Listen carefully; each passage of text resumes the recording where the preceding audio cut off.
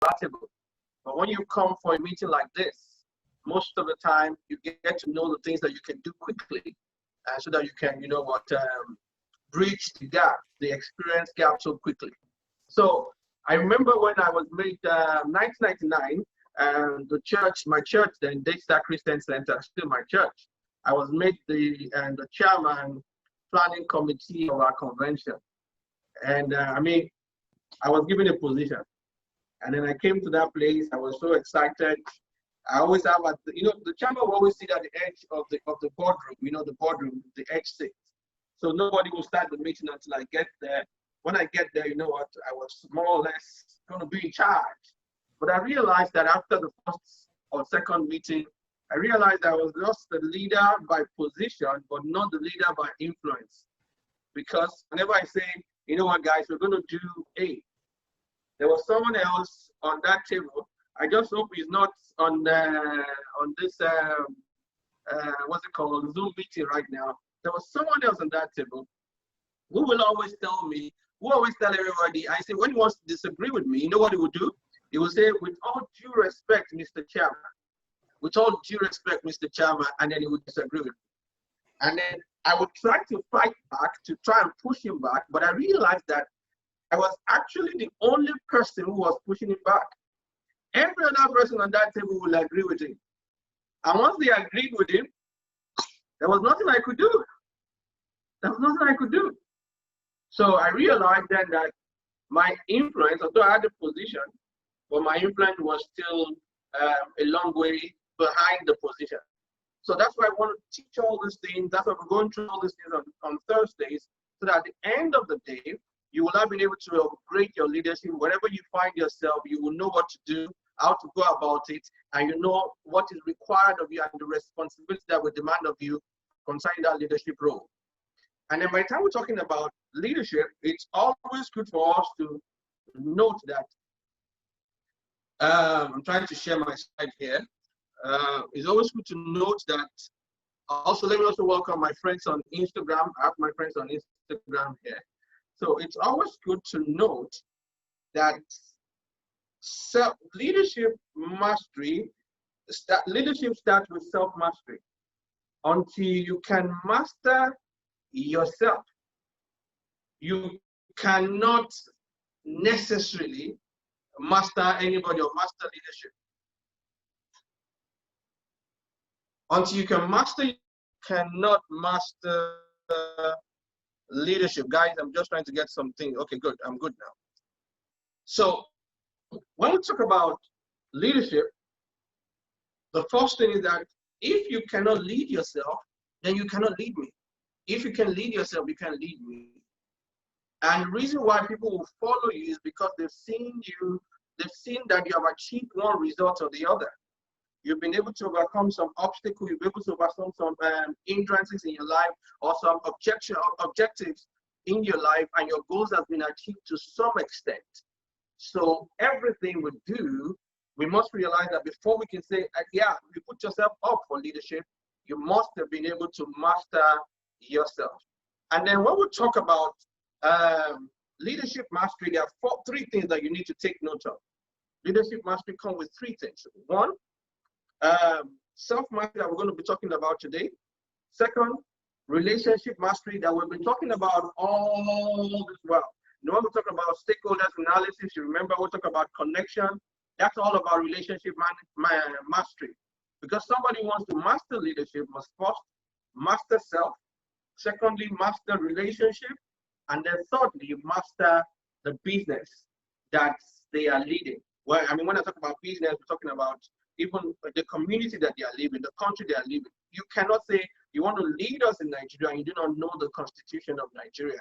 You're not aware of the things that plagues us in Nigeria, the things that troubles us in Nigeria. So you must, number one, be aware of that first of all. But we're not going there today. What we're going to major on today basically is how do you master self? Because like I said, leadership mastery is both self-mastery, relationship mastery, and then business mastery. Once you have the three of those combinations put together, you're good to go. Now, sometimes you start from the relationship, sometimes you start from the business, but you know very well that anything that does not allow that you do not take care of inside you first, it's just a matter of time to crumble outside. No wonder Chinua Achebe said this in his book, Things Fall Apart. He said things fall apart because the center cannot hold. And because the center cannot hold, you know what? Mere anarchy is loosed upon the earth. Mere anarchy is loosed upon the earth. That means that if you have not been able to take control of yourself, whatever you do with business mastery, whatever you do with relationship mastery, it's just a matter of time. They will come crumbling down. They will come crumbling down. So first, before, although we did relationship mastery, since we're going to go into business mastery anytime from now, during our, what's it called, our Thursday meetings. But the most important thing is the self-mastery. Self-mastery. You know, it was a young boy who went to meet his mom. I know, with a cape, you know, came with the cape, and they jumped into the living room and said, "Hey, I'm going to change my world. I'm going to change my world." And his brother looked at him and said, "You know what, Junior? Why not start with changing your room first? Why not start with changing your room first?" So when you say you want to lead, the first thing you want to see is that what have you done for yourself? How have you led yourself in some particular area? What have you done? What have you achieved? Have you been able to overcome some obstacles yourself, or you are somebody that is not emotionally balanced? Once you're not emotionally balanced, then forget about it. You cannot lead us. You cannot lead properly. So let us take this, what's it called, leadership mastery, and then let us try and see how much we can glean from it. And then we'll talk about leadership mastery. Basically, we're talking about, you know, corporate guys will also tell you this very well, that look, whether you like it or not, personal mastery is a very, very important component of corporate leadership. Now, corporate leadership consists of 5 main disciplines. 1, team learning. Team learning. 2, shared vision. 3, mental models. 4, personal mastery. And then 5, system thinking. Now you can see I particularly underlined personal mastery. If this is a very important discipline when it comes to corporate leadership, then we need to pay attention to that. And guess what? These disciplines are what? Dynamic, and they interact with each other. So you can say you're doing system thinking or you're doing team learning, and then once you have not been able to master yourself, there is always a deficiency in your leadership. There is always a deficiency in your leadership. So quickly, let's look at this. Mastery is a psychological force. A psychological force that stimulates an individual to attempt in a focused, please pay attention to that, focused, independent, and persistent manner. Mastery is a psychological force that stimulates an individual to attempt in a focused, independent, and persistent manner to solve a problem or task in which is challenging for them or her. So you can see that you will definitely not be able to solve any problem or overcome any task without this so-called psychological force stimulation. Your psychology is absolutely important, and then you can never talk about psychology, this psychology that what's the force that stimulates you, without us talking about your ability to master yourself. Ability to master yourself. Now, I told you a story before we started here, when we started about my chairman, being a chairman of what's it called, the planning committee of my church there in 1999. And one thing I realized is that, to me, I thought I was qualified to be that chairman, but to the people around me, they've not seen me actually overcome some of the obstacles in my life. They've not been able to see me become, I mean, there was nothing to show that I've led myself to a particular point or to a particular level in my life. There was nothing to show. And because there was nothing to show, the only guy on that table that had something to show that he has been able to master himself or achieve some things in his life, that was the person everybody was listening to, and they were not paying attention to me. I fought it. I became, I mean, it was a back and forth thing, but eventually I learned my lesson, and I knew that what you need to do is to even go and achieve some result. Now, you cannot achieve this result, I mean, solve a problem or a task that is challenging to you without first having this self-mastery, because it is the psychological force that will stimulate you.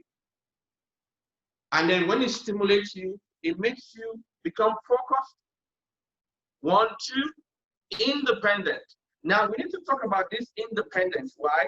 Because we've seen a lot of people in our time and age that are easily influenced by social media, easily influenced by peer group, easily influenced by the decision of the people on the board who do not have a stand. And then once you're easily influenced by your emotions, you're easily influenced by what people are saying, the peer groups are saying, you know what that does? It takes away from your leadership qualities. It takes away from your leadership qualities. And note this, guys.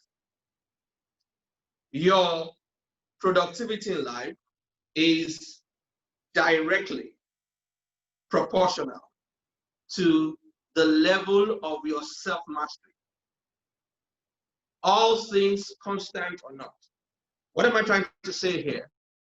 In other words, it's not the environment that determines whether you will succeed or not.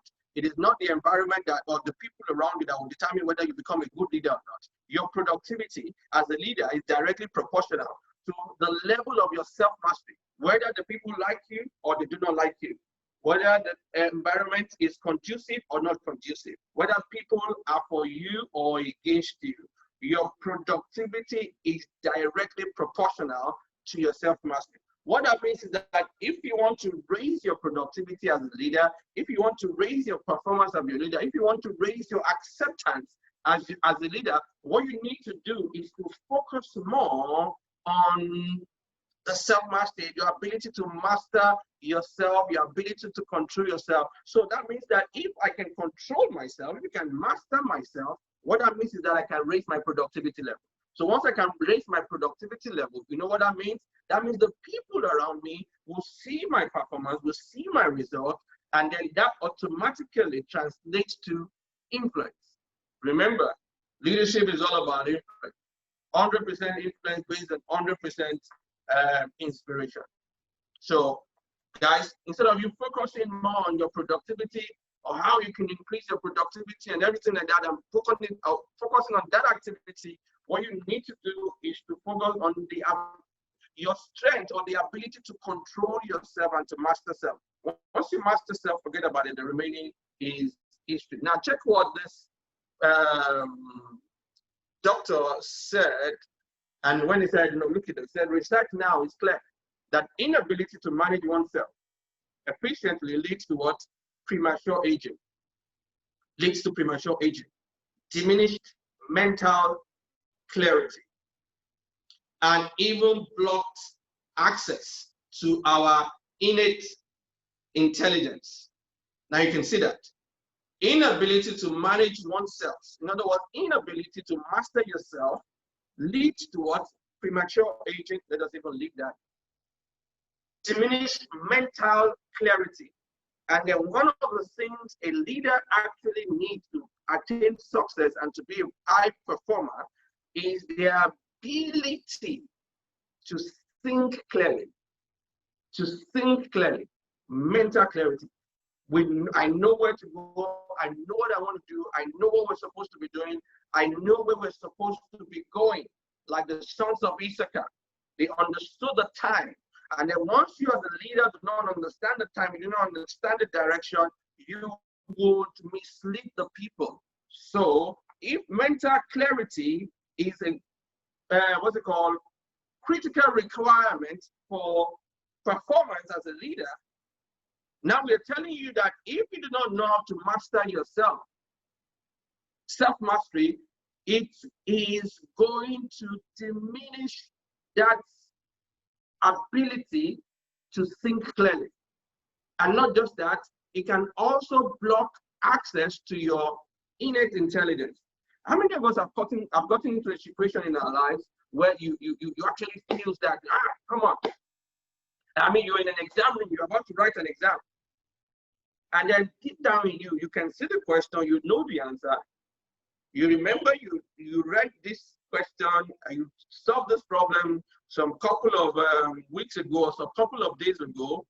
You know the answer, but you cannot remember the answer. I'm sure a lot of people like that have gotten into that situation. I know the answer, but I can't remember the answer.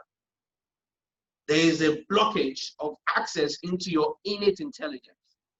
Self-mastery makes that impossible. Self-mastery makes that impossible. If you master yourself, you can always draw up on a lot of intelligence that you're not even aware of. That's why some of us, when we answer questions that we are not even aware of, I mean, we don't even know the answer. We just keep answering the question, and before you know, before we are done with answering the question, we get the person the right answer, and then we are shocked. You are shocked at yourself that how did I even come across that question?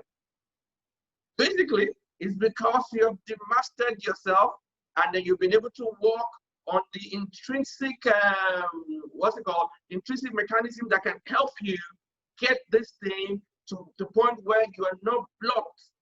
Your intellect or your intelligence is not blocked at all. Now, look at the reverse. The converse is also true. Increased internal coherence. Increased internal coherence leads to more efficiency in all physiological systems and greater creativity, adaptability, and flexibility. Guys, you know what? As a leader, there is nothing more you need, even at this time and this pandemic time and this dispensation and this age of artificial intelligence, or IT, information technology, or artificial intelligence. There is nothing again that you need apart from greater creativity, adaptability, and flexibility. One of the things that can stand you out is your ability to be fluid, to be able to adapt and adopt, flexibility, agile. You must be agile this time, and we're telling you that for you to attain this great creativity, for you to attain this great, flexibility, what you need to do is to focus your attention on mastering yourself. Master yourself. Very, very easy for you to be creative. Last week we were talking about creativity. And then what we tried to do last week was to put you in that default mode. That the goal, you are creative. Whenever you get to a place, you can see things that people are not seeing. Why other people are looking, you are seeing. Because many people look, only few people will see. While other people are looking with their sight, you're looking with your insight. And why is that possible? Because you have been able to master yourself, and you have mental clarity. Mental clarity, you can see things, and then you can connect it with your innate intelligence. And then once those two things connect, there is so much productivity, there is so much performance, there's so much output that is coming out of you, and there's so much creativity. So note that, please. And then for us to, I studied Stephen R. Covey in his book, The 8th Habit. I even have it here, The 8th Habit. And it's a book you need to get. The 8th Habit is a sequel to 7 Habits of Highly Effective People. And in this book, he mentioned that the Greek formula, he said the Greek formula for self-mastery is 1, know thyself, 2, control thyself, 3, give thyself. Know thyself, control thyself, and give thyself. Now, when you look at that, you realize that everything. Someone is trying to pick something from here. Just hold on a bit. You must have seen, probably some of us can see it. One hand moving quickly. Okay, good. Sorry, guys. So, Stephen Covey said, know thyself, control thyself, and give thyself. In the book, The Eighth Habit. But I looked at it. For those people in the developed world, it can work because some of the things that they enjoy over there, we do not enjoy it in the developing world. So I looked at it from a developing world perspective, because it's one thing for you to know thyself. It's another thing for you to love what you know. It's a different ballgame entirely in the developing nation that you empower what you know. The people in the Western world, in the developed world, don't need empowerment. Their environment empowers them. But we from the developing world, we know that we have to create the environment to empower us. So when we're talking about self-mastery, it is not just enough for us to stay with know thyself, control thyself, and give thyself. So I looked at it and I said, look, for us here, for us to get the best, whether you are even in the developed world, the developing world, you must take note of my own formula. It's called the Nia self-mastery formula. First, know thyself. 2, love thyself. 3, empower thyself. You know why you have to love what you know? Do you know why? Because in the developed world, you just have to love me whether you like it or not. Whether you accept my view or not, you have to love me. But us right here, we know we have to fight on many things, acceptance here and there. In the developed world, the weaker person is protected, or the weaker victim, or the victim is protected. But here, most of the time, you know that even the victim is the one that is being assaulted most of the time.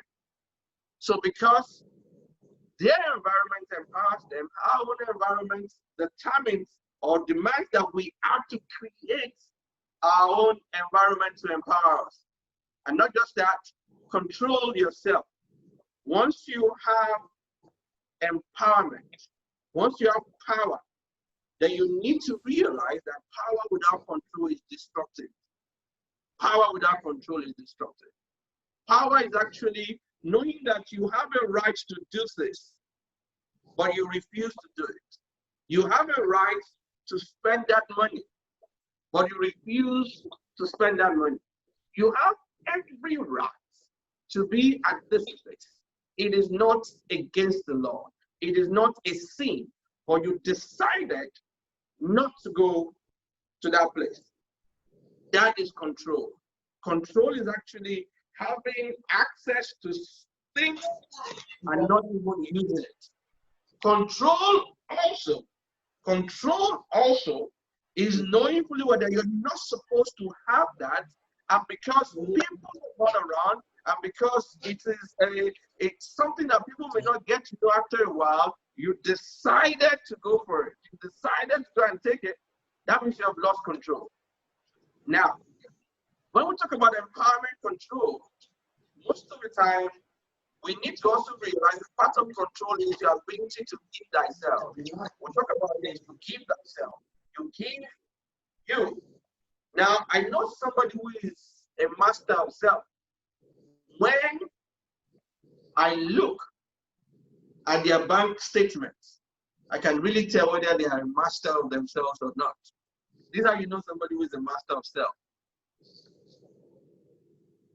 When no amount of money is enough to get them to misbehave.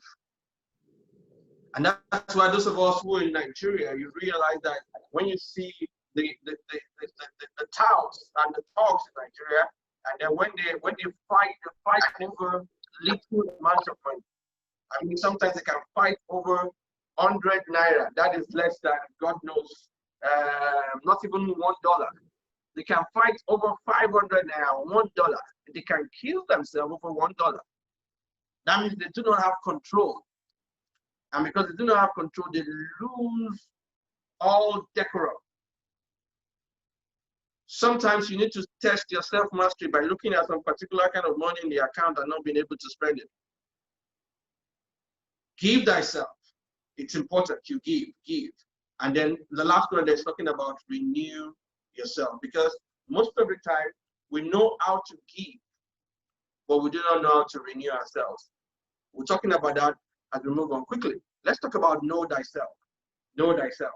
This is so simple, so simple. And then I think I saw the person that I had lunch with a particular day. I'm not sure if you can remember. I saw her join the meeting today from Port Harcourt. You sure you guys can figure out the person out? We were having a meeting on that day. It was a dinner. Sorry, lunch. We're having lunch. And then you know what? Those days were the days of Blackberries phone.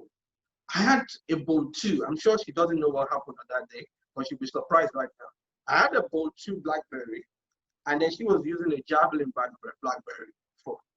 And then we got to talk, and then I saw that she was working with a Javelin phone. I mean, the Blackberry Javelin. And I was watching. Then it dawned on me that her phone, she could do so much with her phone, and she was getting so much out of her phone. Then I told myself that, wow, I need to upgrade my phone to a phone, because she can do more with her phone that I can't do with my phone. So after the lunch, I went back to the office.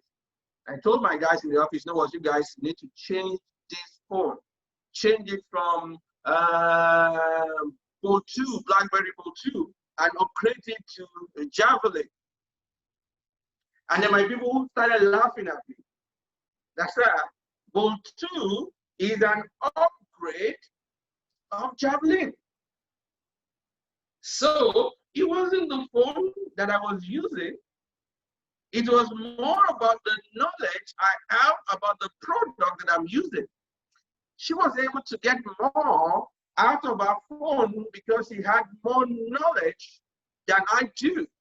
So it is not the product. It is not about you. The knowledge of you, the more you increase the knowledge you have about yourself, the more you realize that there's so many things you can do that you have not done. So that's why we say the performance of any product is actually restricted by the limitation of our ignorance. The limitation of our ignorance actually puts a limit on the performance of any product.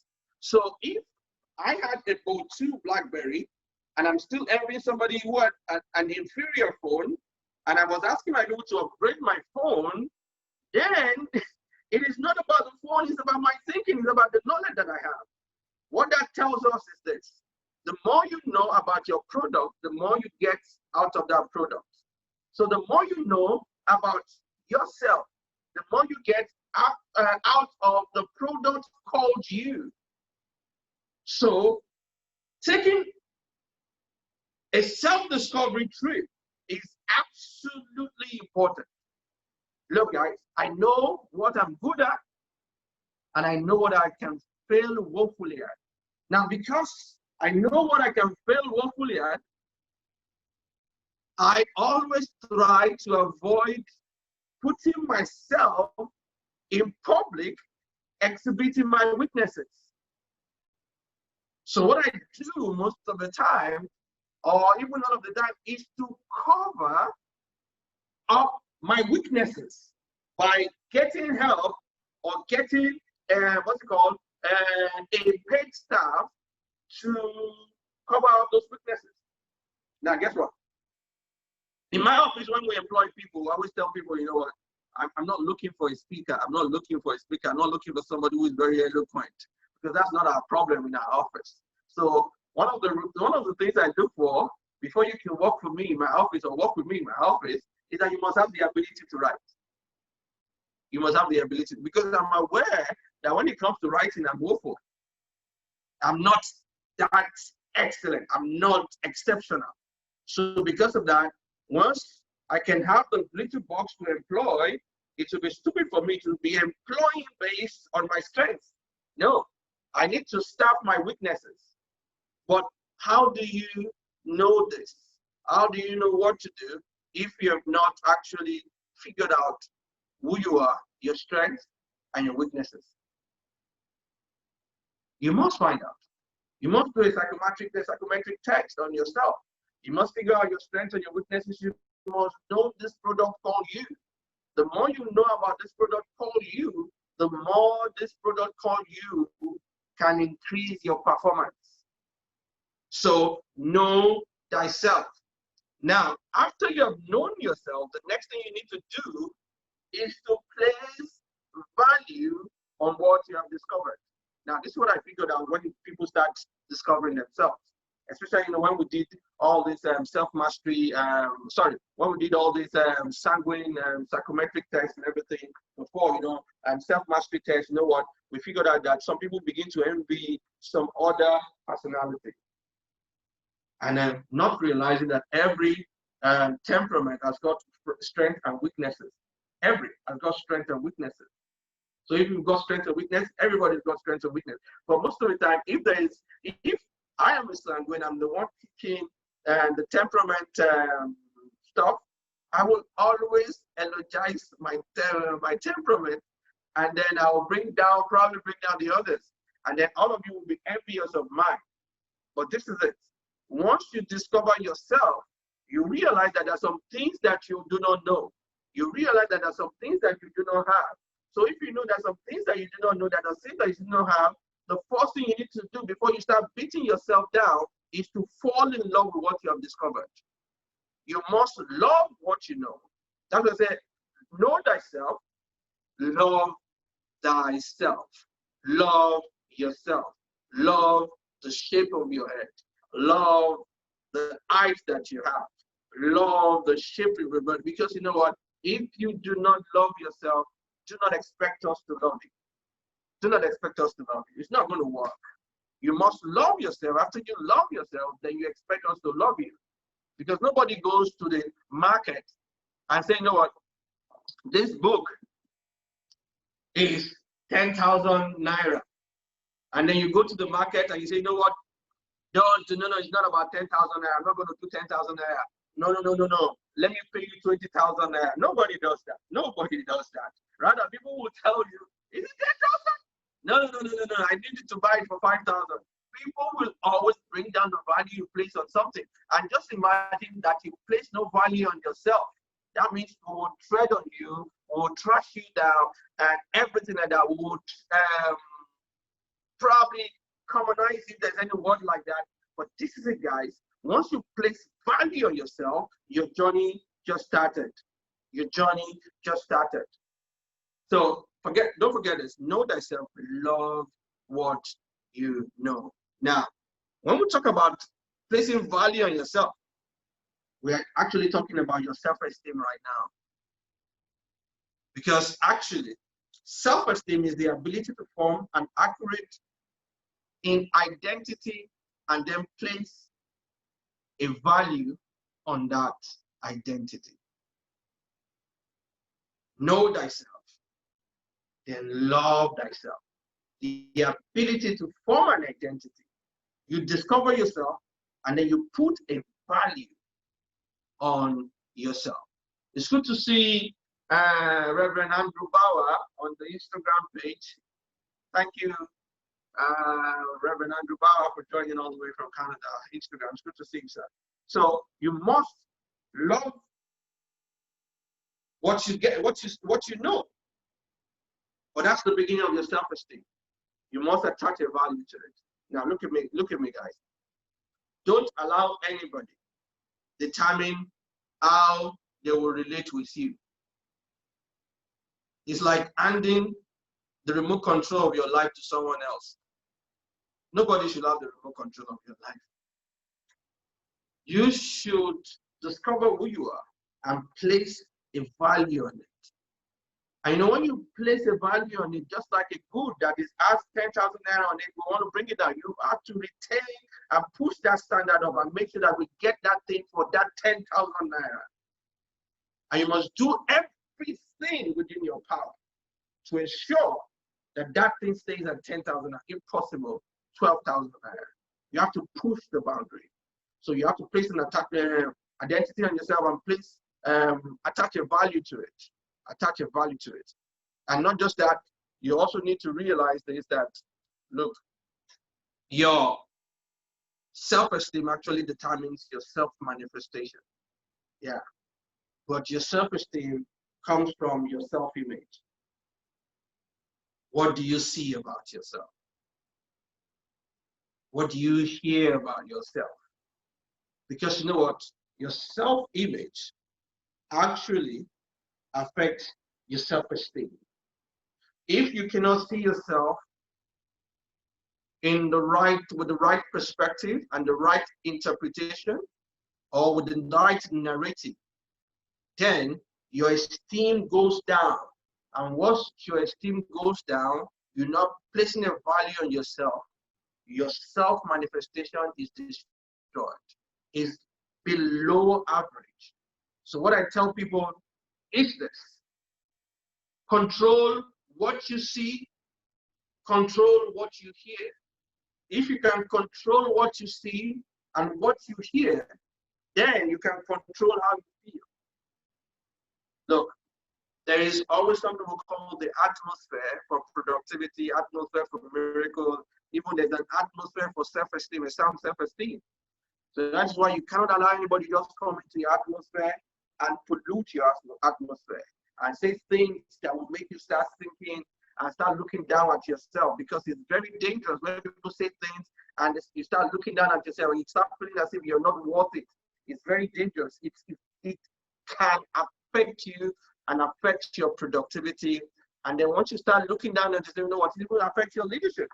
Because you just feel that there's some people that you cannot talk to, there's some people that you cannot lead, there's some people that you cannot, how will I put it now, that you cannot lead and influence. Who told you that? It is not about the achievement. It is more about your self-esteem. It's about your self-worth. It's about your self-value that you're placing in yourself. So it's important. Once you can control what you see and what you hear, you automatically what? Control your manifestation. Your self-esteem, you feel it. And once you feel good, you do good. Once you feel right, you do right. Once you feel confident, you exhibit confidence. Simple as ABC. So, know thyself, love thyself.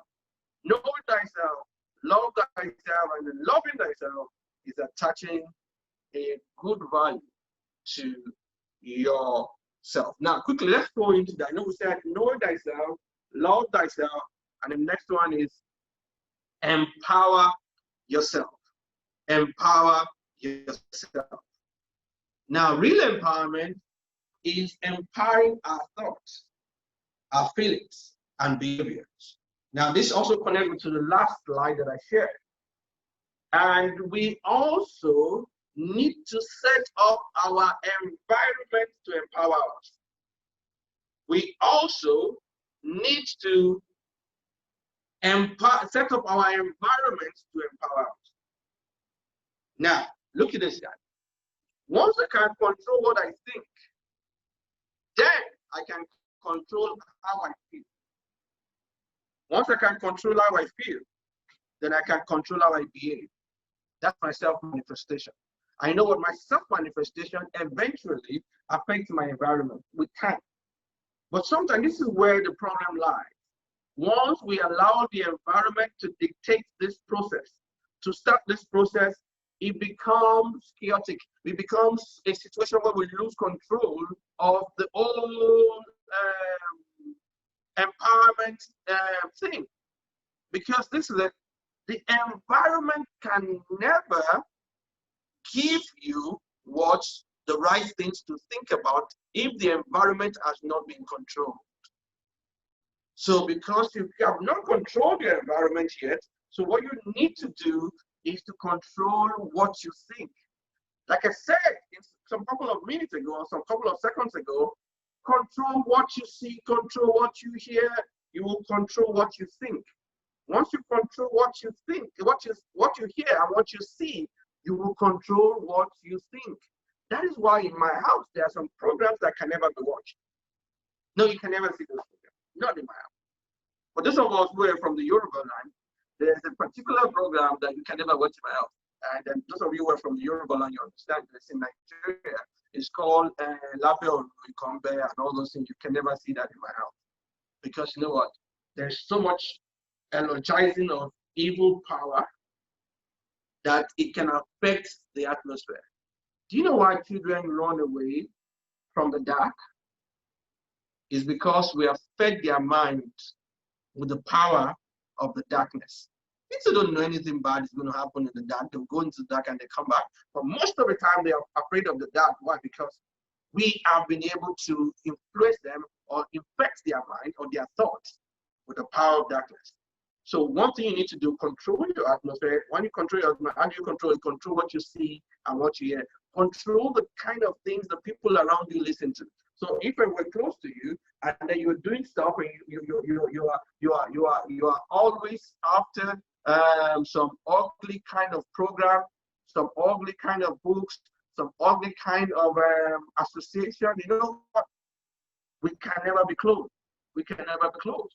Because once I move you close to me, and then you come with that your infected thoughts, you know what happens? It affects my environment, it affects my atmosphere, and then I lose control of my empowerment side of the self-mastery that we're talking about. So control your thoughts.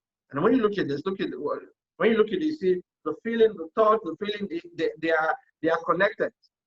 They are connected to themselves, connected one to another, one to another, one to another. But this is the strength actually happens to start when you make sure that this thought kickstarts the process. Your thinking kickstarts the process. When you begin to influence the way you think, because actually the event that happens to everybody is the same. COVID-19 pandemic, the same. Nothing different from everybody. We all experienced it. We all experienced the lockdown. But your interpretation is absolutely important. So it's not about the event, it's about your interpretation. So once you interpret well, and forget about the event, is not going to have a strong effect on you or strong influence on you. So how do you interpret? You interpret through your thoughts. And if you're taking control of your thinking process already, if you're taking control of the things that you see and you hear, for instance, guys, sorry about it, I think I've mentioned it before. You know, I don't listen to CNN most of the time anymore. I just listen to them once in a while because sometimes the negative news just comes at you, and before you know that, you become so paralyzed and you can't even make any progress in life. You lose power, you lose your mastery, and you stay indoors all day while people are clearing. I mean, you know what, guys? One thing I know is this pandemic, I know people who have made millions. I know people who have made billions in Naira. So when you convert it to, what's it called, to dollars, millions of dollars. I know people who have done that. Well, I don't know whether I've made or not, but I know people who have done. So control your thoughts. Your thoughts affect your feeling. Your feeling is actually your self-esteem. Your self-esteem, your feeling actually now comes to affect your behavior. The way you carry yourself now changes. Until you live in the wrong side of town, like they say, you know, there's a right side of town, there's the wrong side of town. You live in the wrong side of town, but when you carry yourself, people do not even know. They know you live on the wrong side of town, but there's a way they see you that is different from other people. The way you carry yourself is different. Why? Because you have a proper interpretation of who you are. And since you have a proper interpretation, it affects your feelings and then you're behaving right. Some of us who had some fantastic background, you know what I mean by fantastic background? Just for me to stay positive and speak positive. Some of us have backgrounds that we don't even want people to know. Except when you're with guys who went to all those nice schools, you know, all those schools I'm talking about. Those people went to Queen's College, King's College, and all those, model school, federal government colleges and everything. They went to all these very highbrow schools. And then when you meet, sometimes they begin to tell you, I went to King's College, I went to this and that. And you're wondering, cannot tell them the school that you went to because you don't even want them to know. You don't even want them to know that you went to Muslim high school, Shagamu. Can you imagine? And then if you allow that to affect you and to control your thoughts, you're finished. So what you need to do is to make sure that you begin to put in new narrative, put in new information, and begin to hang around people that can help you with your thinking. Put your thinking right. That is why you must join some group. You must join some network, especially my network. I can help you. That I know. I can help you. So thoughts affect feeling, affect your behavior, and behavior also have a way of controlling your environment. Now let us be magnanimous. Let us give every. Don't mind Victor. Instagram is saying that I went to Muslim high school in Pakodo. You know, it's not Pakodo. Muslim high school Shagam. Muslim high school Shagam. The best school in the world, anyway. The best secondary school in the world. Yeah. At least it produces one of the best guys. So good. So, he has even made me forget my thoughts. So let's move on. So we talked about, remember we talked about know thyself, love thyself, empower yourself, and then control yourself. Control yourself. Control yourself. It's very important for you to control yourself. Very, very important. It's very important for you to see something. Although you have every right to touch it, but you decide not to touch it. It's very important for you to get to that point when money cannot make you lose your sense. No, they say everybody has got a price. Definitely, I believe everybody has got a price. What you need to do is to raise that price that can buy you. Raise it to the point where it becomes so impossible for anybody to buy you off. There is nothing like it. This helps you keep friends forever, for longer time. You keep friends not for prosperity, but posterity. Even after you've come and gone, because they know you're a man of integrity, you're a man of value, you know what? That thing rubs on your family, rubs on your son, your daughter, your great-granddaughter, and your grandchildren. It rubs off on them. Why? Because they know you're somebody who has self-control. Self-control. Sometimes we lose it, don't get me wrong. Sometimes we lose it. And I agree, I lose it sometimes. Sometimes I shout, sometimes I curse. But you know what? I always, after reflecting, call myself back to order and then go and apologize. Someone say, why do you have to apologize? You sure when you're talking to your staff and everything, you pretend like you have to apologize. You know what? Because you're trying to let them know that you have self-control. Although I lost it some couple of minutes ago, or some couple of hours ago, or some couple of days ago, but now I've gotten it back, I must show them by apologizing for ranting, not necessarily the message, because the message has been gotten, but they got the message through a very, very wrong means, wrong vehicle of anger, of lack of self-control. How can you cuss us? How can you BS us? How can you effing us? You know, all those things. How can you do that? So once you know you have crossed the line, self-control is that you can bring yourself back and then apologize. Those are the strengths of leaders. That's why you see somebody who understands business, who understands relationship, but they don't understand the self. They lose it and they can't even call themselves back to order. Well, let me warn you, when you start doing things and you start thinking you're getting away with it, you're getting away with it, you know what? You are actually hardening yourself for you to be able to correct yourself. You get hardened to the point that you think your bad character and your bad conduct are actually good. And then you know what? People around you can also help you amplify it and compound it. Once they know that you are somebody who is not objective, who doesn't have self-mastery, self-control, once they know that you always want to hear the thing that will tingle your ears, the thing that you want to hear, you know what? They will always speak that language to you. And once you have people who always speak that language to you, you know what? You are definitely at the verge of destruction as a leader. And you don't want that. So control yourself. And then also give thyself.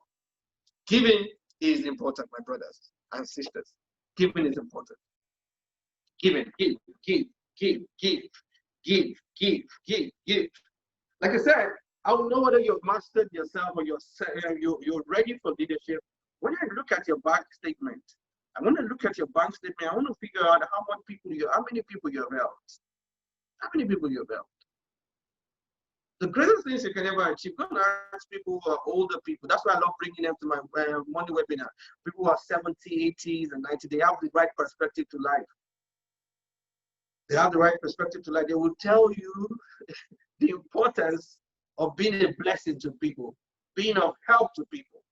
Because when everything is stripped naked, the people that will cover you up are the people that you have helped before. So that's why Wilfred Grenfield said, the service we render to others is really the rent we pay for our room on this earth. How many of you are owing rent? Many of us are owing rent right now. Because you have not rendered help to anybody, you are owing rent. Even if you're a landlord, you are owing rent. It is obvious that a man is a traveler, himself is a traveler.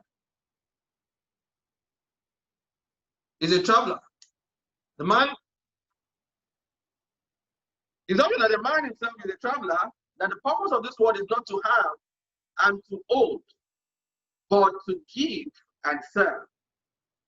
But to give and serve. Guess what Winston Churchill said? He said, you make a living what you get, or you make a life by what you give. Now, the most important one, I can't read everything, you can always see it yourself, but the most important one here is the one by, I don't even know how to pronounce that name, I think it's a French word, Godfrey of the slide. It said, if you help others, you will be helped. Perhaps tomorrow, perhaps on 100 years, but you will be helped. Nature must pay off the debt. It is a mathematical law, and all life is mathematics. You know, sometimes you look at all this and say, is it actually very, very true? All life is mathematics, mathematical law, and everything. Look at this guy. You know, when you go to check your blood pressure, everything is all mathematics. Everything you do, you want to check your health, you want to do anything, it's all measured in number. Life is mathematics. Now you must realize that whatever you do to people, there is a way it comes back to you. Let me share a good one with you.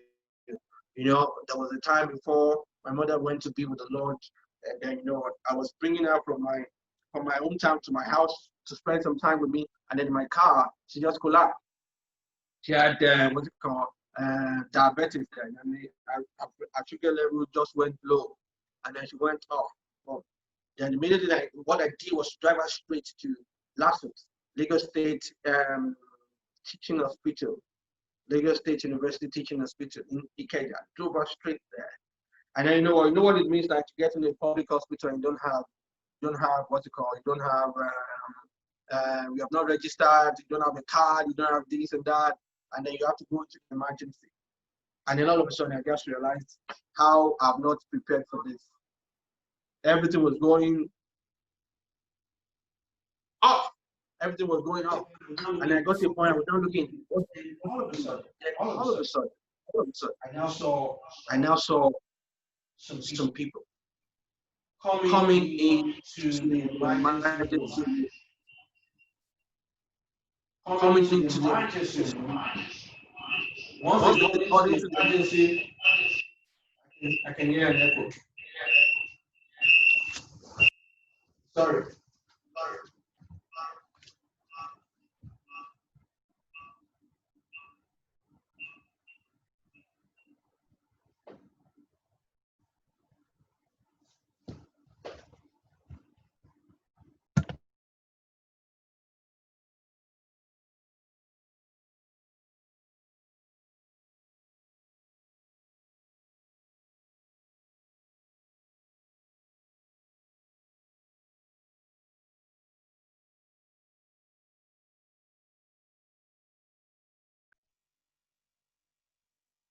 Can you hear me now? Okay, good. Fantastic. So let's go on. So I got to the emergency ward. Then I realized that, what am I up to? My mom was almost going to give up. And then they started to stabilize her. Well, after a while, they said, you know what? I must do this, I must do that, I must pray this, I must pray that, I must do. I mean, I almost got confused. Then suddenly, you know what? Suddenly, then I started seeing young guys coming into that hospital. I mean, they were wearing their overall, you know, the overall the doctors wear, but I realized that they were not wearing proper outfits. In other words, they were not supposed to be on duty. So they were wearing probably slippers, you know, all those things, and they were coming and they had to put on their overall. And then when I got there, and then they were trying to be nice to me, they were so nice to me. I wanted to buy drugs. They had to go and buy me, help me buy the drugs and everything. Then I was not asking, hey guys, are you guys doctors here? I said, no, no, no, no. We are students. I said, student, yeah, you remember you came to our school to talk to us the other day. So one of us saw you when you came. As you entered the hall, they said that Steve Nia doesn't have a problem. Let's go and see how we can solve it. You know what? About 3 or 4 of them came with their overall. They were not supposed to be on duty. They were still students, but they were there helping me to talk to some of the doctors, helping me to talk to some of the nurses. They got my mom a bed, and then they were, when I let my mom there, they were, you know what, putting themselves on duty. When will you be in class? You're not being class. You have to be with us so time. You have to be with us so time. I mean, I felt like a king. Now you can see that the good you do, the help that you render to others, will always come back to you. Even if it doesn't come back to you, come back to your children, your children's children. That's why they say a good name is better than silver and gold. So give. Nature has a way of repaying you back. Nature has a way of repaying you back. We know how much power you have, how much self-mastery, how much you have mastered yourself when you can control yourself, control your giving, and give to people. Finally, when we talk about self-mastery, you must also know how to want to renew yourself. Because you can get to a point that you give and give and give and give and give and give and give and give. And then once you give and give and give, you lose control of yourself. You know what I'll do? Instagram people, I would have to reconnect back. We have 1 hour, 1 minute, 30 something seconds left. So you guys can join me again. I will just pause a little for you to come back. Let me just pause there and I'll come back on the Instagram live.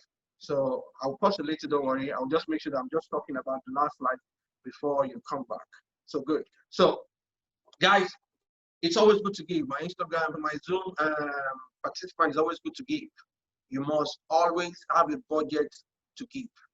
There must be something you're giving back. Your community, you must give back.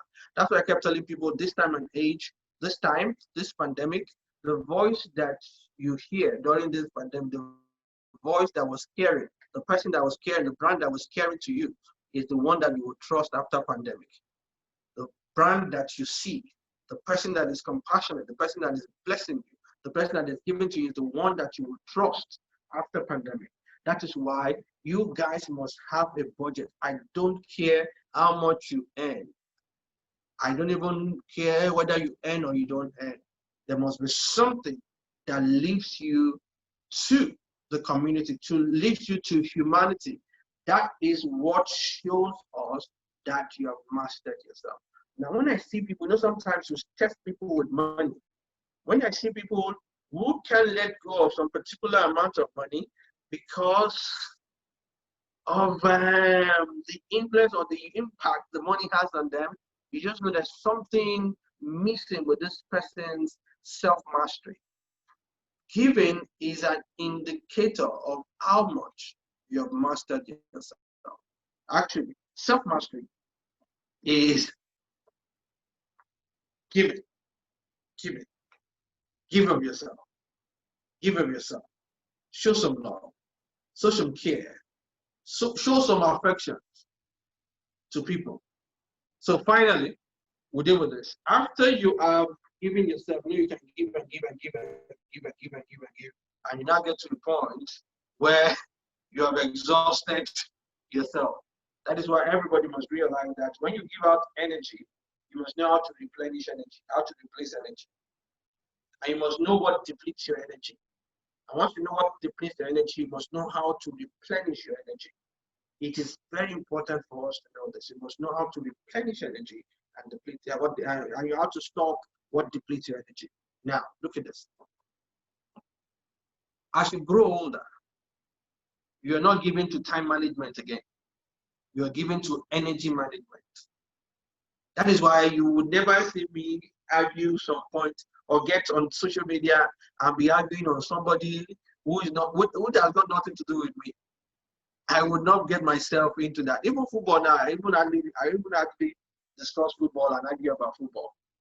When you argue too much, and I think that this thing is depleting my energy, you know what I would do? I would just allow you to be there with your foolishness and then embrace that foolishness, and that's all. Rather, I may even be done in my head that you are right. You know what? Don't worry. I understand you.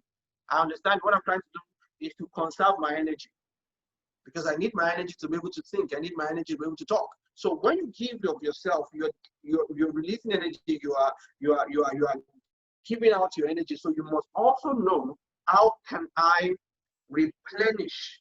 How can I renew myself? Because it's in renewal that you stop the diminishing return graph. You stop the diminishing return curve, and then you put it back to productivity.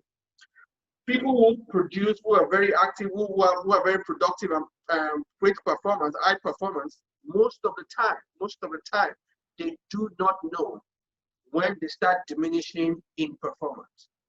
For those of you who love football, you realize that probably Liverpool, right now they're losing matches that they've never lost when they were playing. They only lost one before they won the Premiership. But now they're losing matches. They lost two now in more or less quick succession. And then you wonder why. Diminishing return are setting. Now, somebody was suggesting that those guys need to go on a break. They need to go on a vacation. They need to go on a rest period. They need to rest. So probably when they rest, they're able to get back their energy. Everybody must know that. There's a place for rest. There's a place for renewal. And then in renewing your strength, I have three things to share. The first one is wrong. The second one is start. The third one is start. Now I explain. You can write this down. Wrong means refoiling on the move. Refoiling on the move. Refoiling on the move. Wrong means refoiling on the move. Two, start means take a break. Take a break. Start means take a trip. Now, wrong, refoiling on the move. I actually learned this from the U.S. Army when they were invading Iraq during the Saddam Hussein Gulf War, or second Gulf War, the second Bush. And they were invading Iraq. And when they were invading Iraq, you know what Saddam Hussein did was to dry up all the fuel before you get to Baghdad.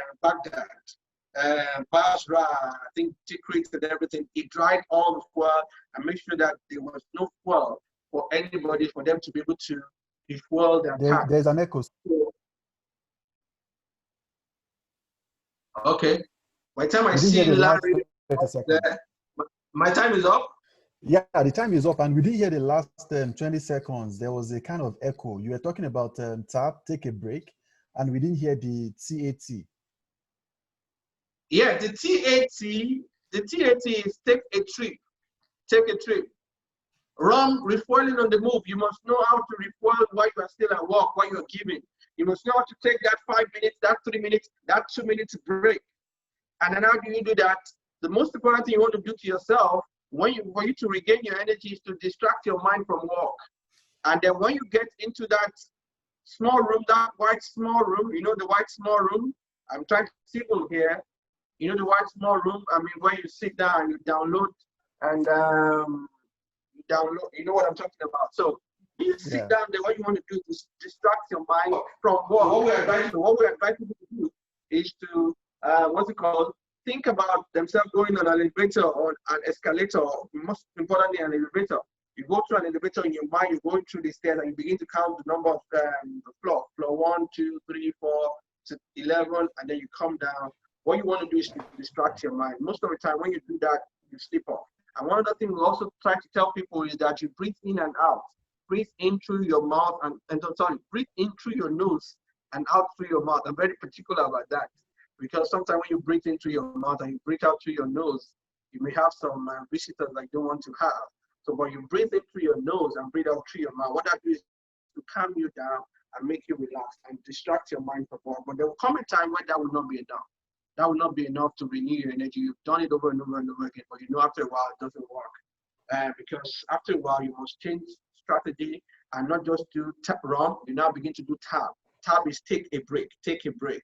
Ask for 2 days, ask for 3 days, where you have to leave work and then go somewhere to catch your breath because you need to renew yourself. There will come a time where tab will not work. Take a break will not work. You have to take a trip. Then it's no more 2 days. It's not 3 weeks or even 4 weeks. Then you have to leave your place of work and then go somewhere else and just relax. But let me warn you like I warn people. If you're in real estate, and then you take a trip, a vacation to Dubai, you actually didn't go on a vacation. You went on work assignment because you'll be seeing buildings. And once you start seeing buildings, you start wondering how you can build those buildings when you get back to your destination. You can't be in IT and you take a trip and you go to Silicon Valley. You didn't go on a break, you went to work. You can't be in automobile and then you go to Germany and you're seeing cars and you're going to Mercedes-Benz and where they manufacture those cars. You're not actually going to, you didn't actually go on a trip, you went on work. So what the purpose of this is to distract your mind from work, not to think about work. That is how you can renew your strength. So guys, this is it. Once you know thyself, you love what you know, empower yourself. Very important. Remember we said about empowering yourself, your thoughts, your feelings, and your behaviors. But how do you control your thoughts? What you see and what you hear. Once you do that, you're good to go. After empowering yourself, you control yourself. Get to a point where you are in control of your emotions. You do not allow what people do on social media get at you. Do not allow the different things, that picture that people take on social media get at you. You must have self-control. You must be able to control yourself. Anything that is not in your budget for that month or that year, you should not buy it. Anything that you have not planned for, you should not buy it. Control thyself, give thyself. Very important. I like this, give of yourself. And let me just say this. Okay, I just remembered now. Somebody cloned my Facebook account, and I think they did that on my Instagram account also. Sorry, yeah, Instagram account also. Asking for money. They said, I saw heaven, and as I lift up my hands, I will release blessing on you, and then you're going to give more money to one orphanage. Look, people who know me know that I won't do that. But for the avoidance of doubts, for the sake of people who don't know me, let me just say this. I will not ask you for money on social media. I will not ask you for money on social media. Know that. I would rather tell you I would rather tell you how to make more money than ask you for money for social media. If I'm going to ask for money, I'm selling a product. Not that you should give this or you give that.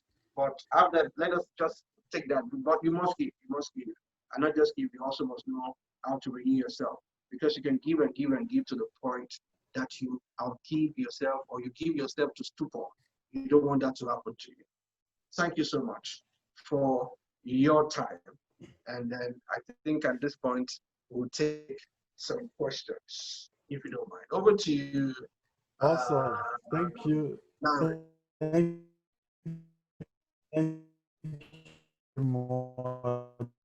you very much, Pastor Niyi. I'm surely done so. You said a lot of things, but I'm going to say one of the things that caught my attention is we should not be discouraged, no matter the kind of the background we had, the kind of schools we went to. Because some people feel like, okay, because I came from this background, I came from this kind of family, I went to these schools, then I can't step up to the people that went to King's College or the model schools. But wow, I was fortunate to go to one of the model schools. I'm not saying.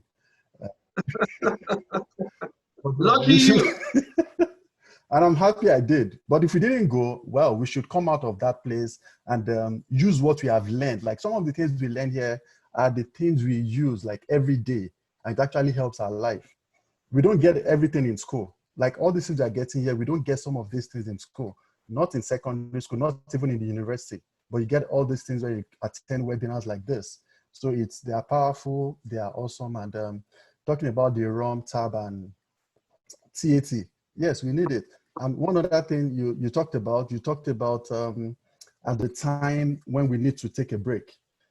And when we start growing older, we should try as much as possible. We won't be managing time anymore. It is energy. I wrote that down in capital letters. I'll go back to that and always see that, yeah, when you grow, there are some things you don't have to argue anymore, but you just need to just leave it and renew your energy. Thank you very much, sir. So we're going to go into the question right now. I can see a few hands. I can see Caesar. Yeah, we're going to unmute you so that you'll be able to ask your question.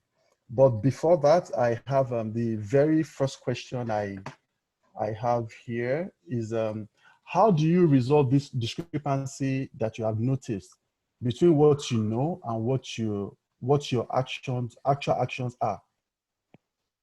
I don't know if that is clear enough. I'm trying to understand that. I'll take that again. How do you resolve the discrepancy that you have noticed between what you know and your actual actions? Or probably maybe the Okay, between what you know and your actions. Actual actions, yes. Okay, you know something, and then okay, you discover something about yourself, your strengths, and then probably your weaknesses. You discovered your strengths. So how do you start working on your weaknesses? Probably that's it. There's always a time lapse. Like what the psychologist will tell you that the four things I mentioned: thoughts, your feelings, and your behaviors, and your environment. But this is it. You have noticed that, okay, you've discovered something about yourself. Then what you need to do is to learn more about what you have discovered. Now begin to look for people who also are probably doing what you have discovered, who are very good at it, who have been able to discipline themselves with that area. You now probably network with them and get to figure out so that they can help you. Sometimes, so many times when we discover something and the action is that we need to have an accountability group or an accountability person. Tell us, these are the things that you have noticed, and these are the things I want to change. And once we know these are the things that you want to change, I want you to put me in check if I'm going out of my way. Then those people are always watching out for and say, you know what, that's not what you told us the last time. That's not what you told us you wanted to do. That's why sometimes some of us who don't want to relapse into some of the things that we do, what we do is that once we want to do something, we announce it to the whole public. And then once we announce it to the whole public, by the time we start going back, but you said this yesterday that you're not going to do this, but you said this that you're not going to do this. Why are you doing it now? So you put accountability checks in place, people around you who can help you, so that the gap between knowing what you know and realizing what you know and then having that action, they can always guide you and put you in the right place. First, you discover yourself, you look at your strengths and your weaknesses, and then you give yourself some action plan. What are the 10 things you want to do? What are the 5 things you want to do? The action you want to do. Then you announce it to people so that we can put you in check and let you know that you promised us this, you said this about yourself, you said you want to do this, why are you not doing it? I think that will help. Thank you, sir. Since we're trying to find out the real question, but I think that will help. Okay, yeah. So we're going to unmute Caesar. He has raised up his hand. So Caesar, the floor is yours now. Okay. Pastor, good evening, sir. I'm so delighted for what you done tonight. You've gone a long way to decipher some of the literature some of us have been thinking about over the years. But I have a simple question. When you talk about discover yourself, then attack value, you know, they said that a prophet is not being known in his first state on his first teaching. It's one of the challenges I would say. Like I have this good artist, he can paint very well. And then since you discovered you can paint very well, you now attach a bias on himself and the service you deliver. Caesar, I think Caesar, if you can help me, I'm finding it so hard to hear you. I don't know whether Larry can hear you well. It's not absolutely clear. Okay, you need to help us so that we can hear you well. Let me ask him to also get me my earphone, earpiece. I think he's in the room there. Just get me one so that I can hear you well. Caesar, you have to come again or move close to your microphone so that we can hear you well. Can you hear me better now? Yeah, I think it's clearer now. Yes, better go ahead. now. Okay. So I was saying that I appreciate you for the good work you've done, that you've gone a long way to decipher and to ease some of the issues we've been going through in stress. I so much appreciate that, Pastor. But there is this place you talked about, know your worth, then attach value. Because if you don't attach value to yourself, people will not value you. Okay, there is this my artist friend. He's very good in artistic work. He can draw very well. He can paint very well. So knowing that his work is excellent when it comes to visual art, he attached value to himself. I'm giving it as an instance now. So a lady hired him to paint for him. It's a reasonable job. So the guy now gave the lady a work, a contract, the worth of the contract the lady is seeking for from his own value. So what the lady did now was that she went for a substandard just to make sure she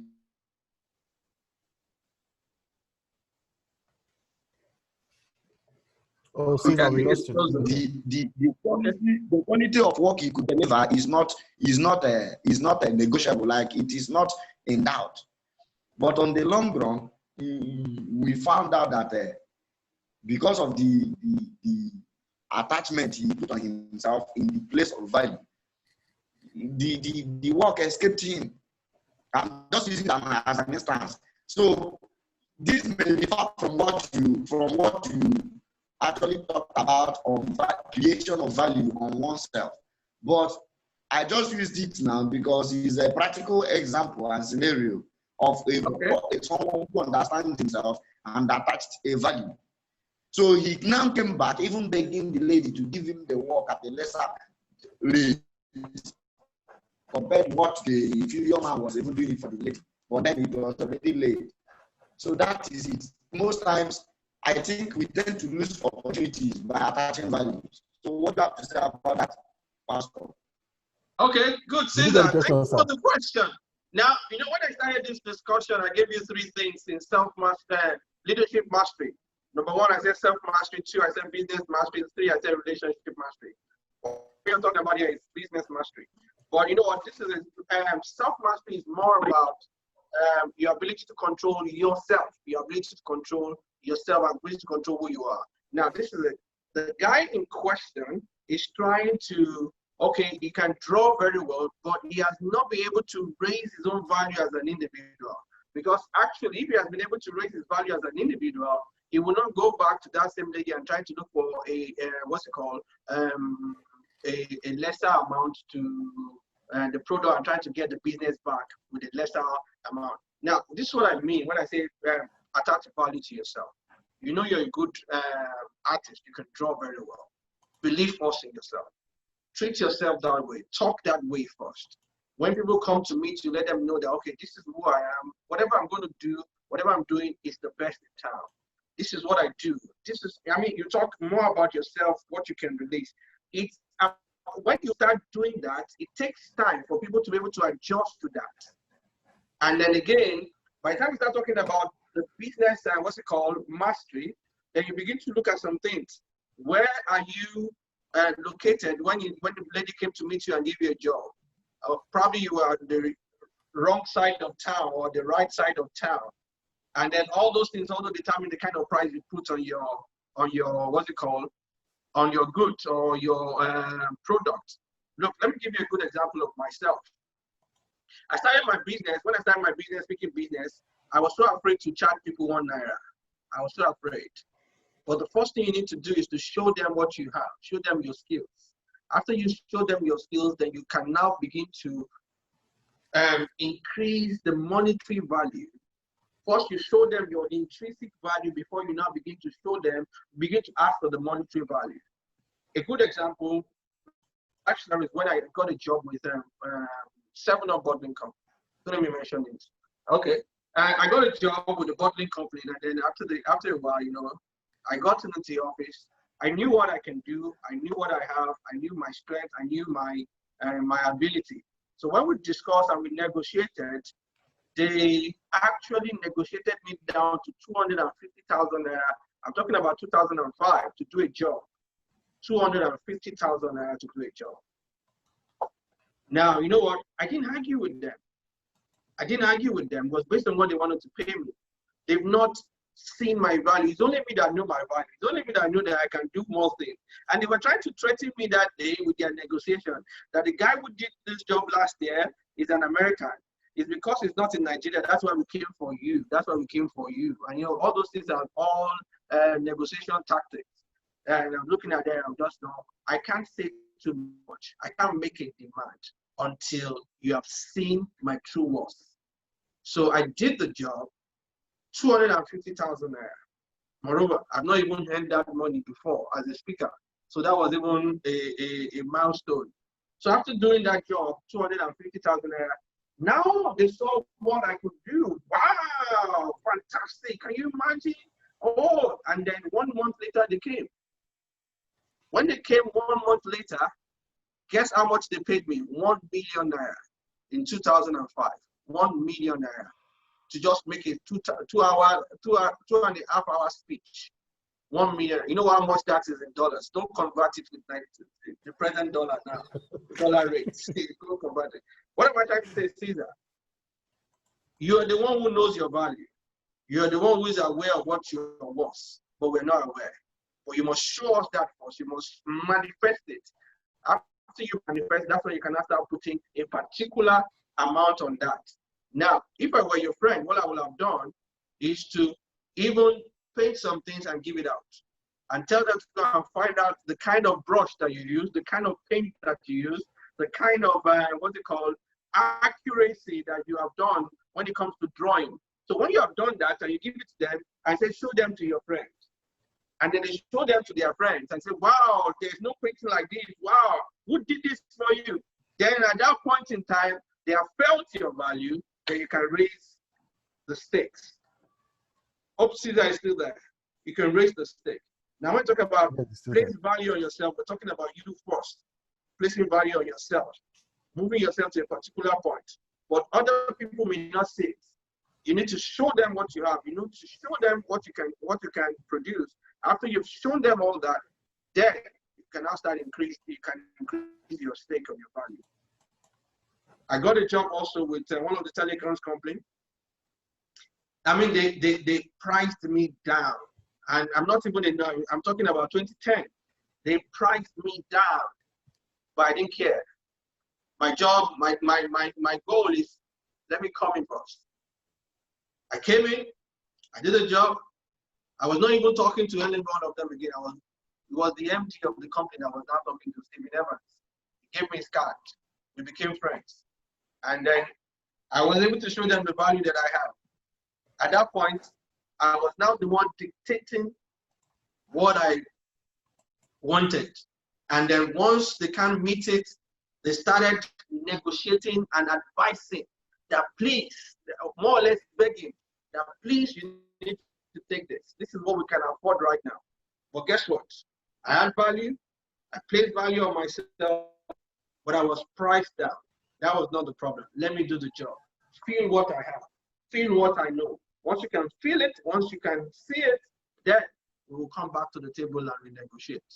That's what your friends should have done. Because the value you have, we can't see it until you show us. Larry, over to you.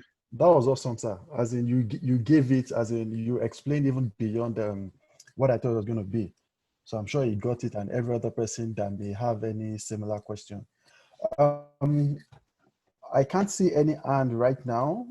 For question, I can't see. I've navigated around. I don't know if there's any question from Instagram right now. Or is there anybody right now on the Zoom that would like to ask any question? I really can't see any hand right now for a question on Zoom. Is it that we don't have any question, or do you want to type in, or do we want to I can see signify the by hands using of the the people. button? Oh, are you the one raising the hand for her? Oh, I just saw that now. Sorry. I just hello. Yeah, go ahead. Okay. My question is, when I believe in I believe in being deliberate about how people perceive you, and it's experience that taught me that.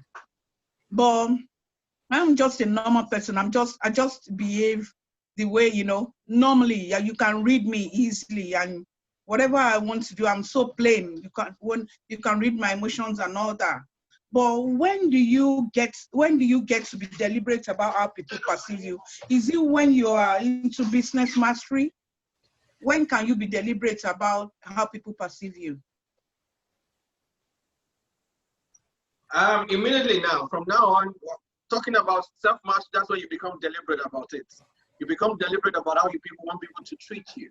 Because when you place value on yourself, when you're trying to tell people, this is how I want you to relate with me, it may take time for you to adjust, but I will stick to it. Remember what we said about self-mastery is that the psychological force that stimulates you to what independent, move independently, focus, and also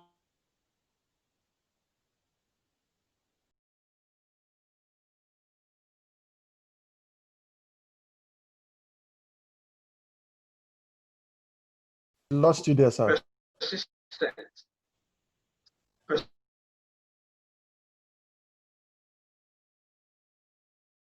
This is how I want you to relate with me. You need to go to what's it called? Can you hear me? Yes, we too. Okay. So where did I stop before the network went off? There was a kind of about 5-second glitch. Okay. You must let them know how they want them to treat you. Everything must be deliberate.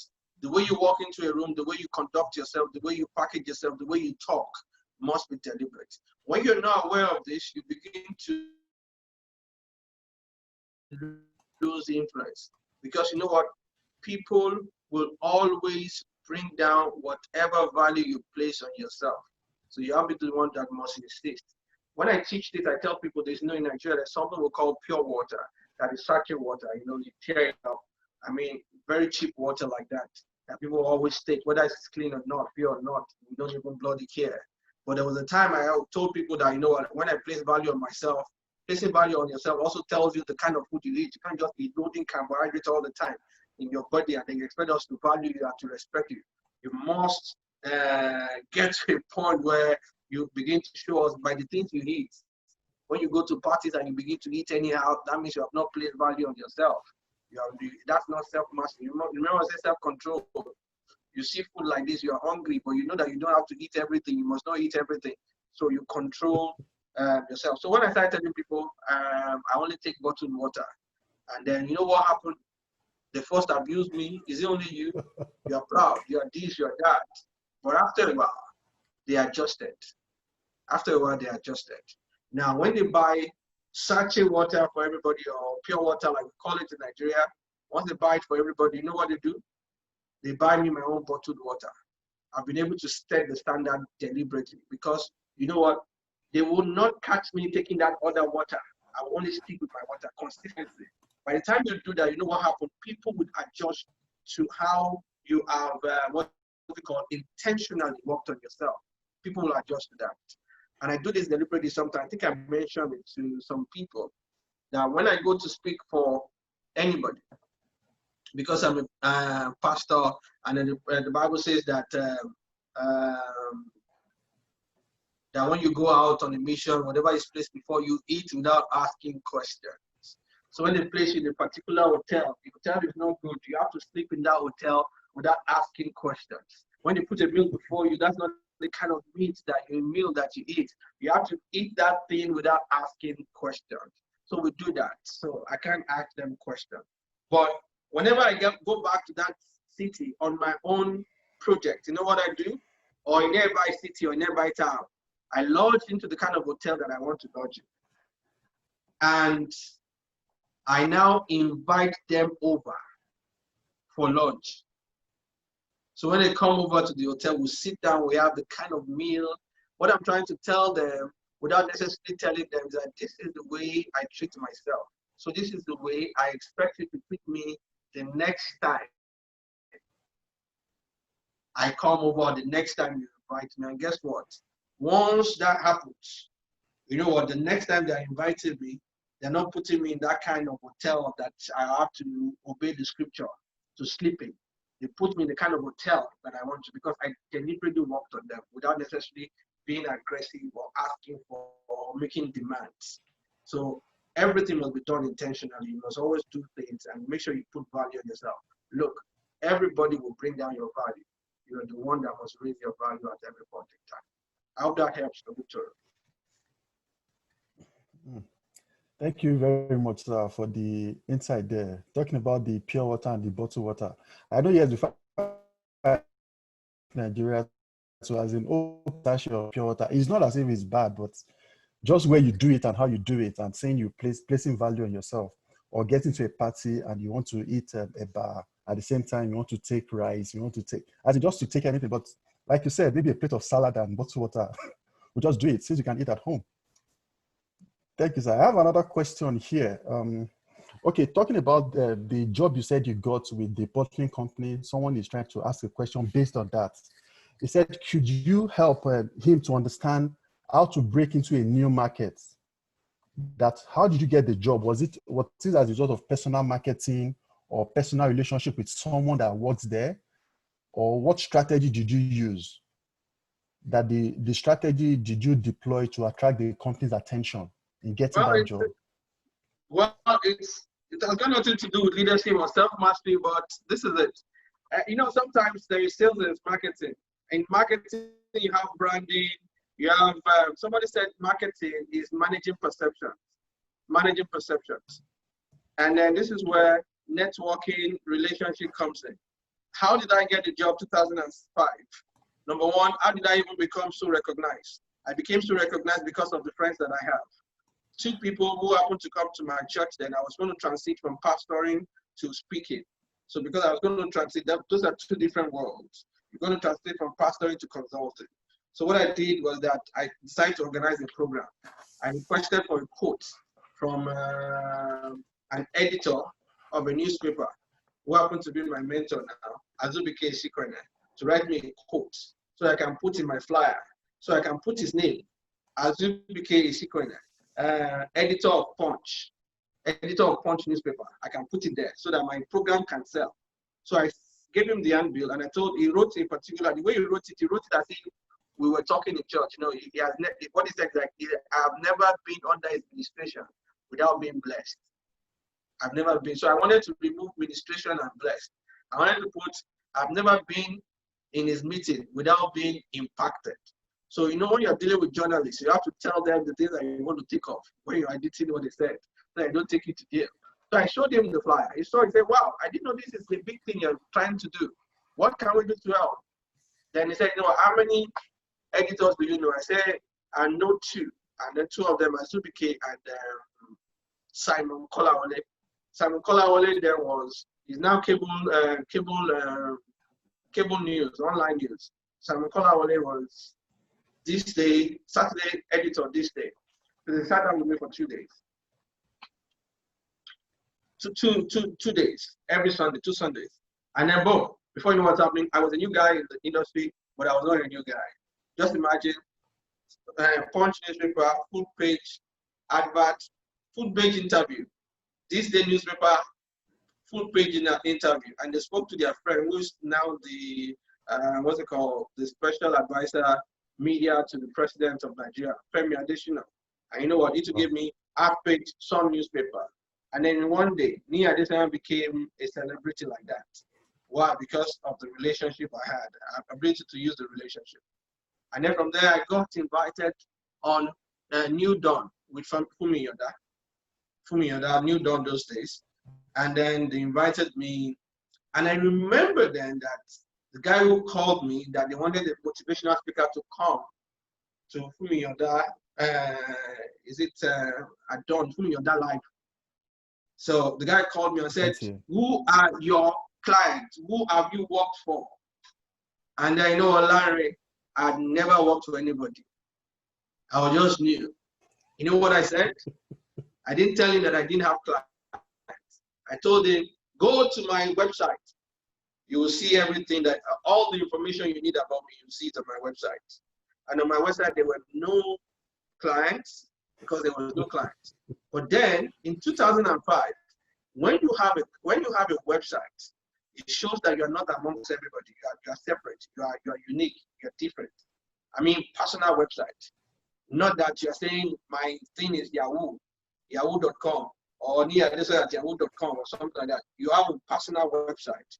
It's something that most people do not have not woken up to. So when I went to check me on, when I went to check me on my internet, my website or not, I don't know, but I got an invitation. I went to Fumi Yoda Live, and I was talking at Fumi Yoda Live. Somebody at NTA was recording, and the person was asked by 7up that please, we need a motivational speaker to come and talk to our people. And the person said, there's a young man that I met here at Fumi Yoda. He did well. Boom, the connection. So I went to 7up based on, you can see the trip now, from one point to another, from one place to another, from Simon and Azu packaging me, getting online, got to Fumi Yoda. I did well.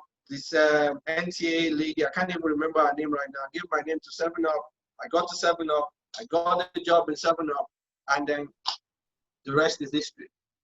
So by the time you look at it, it's more about networking. It's more about projecting yourself. It's more about being deliberate about everything you do. It's more about performing, because you know what? I do not believe in selling. I don't sell.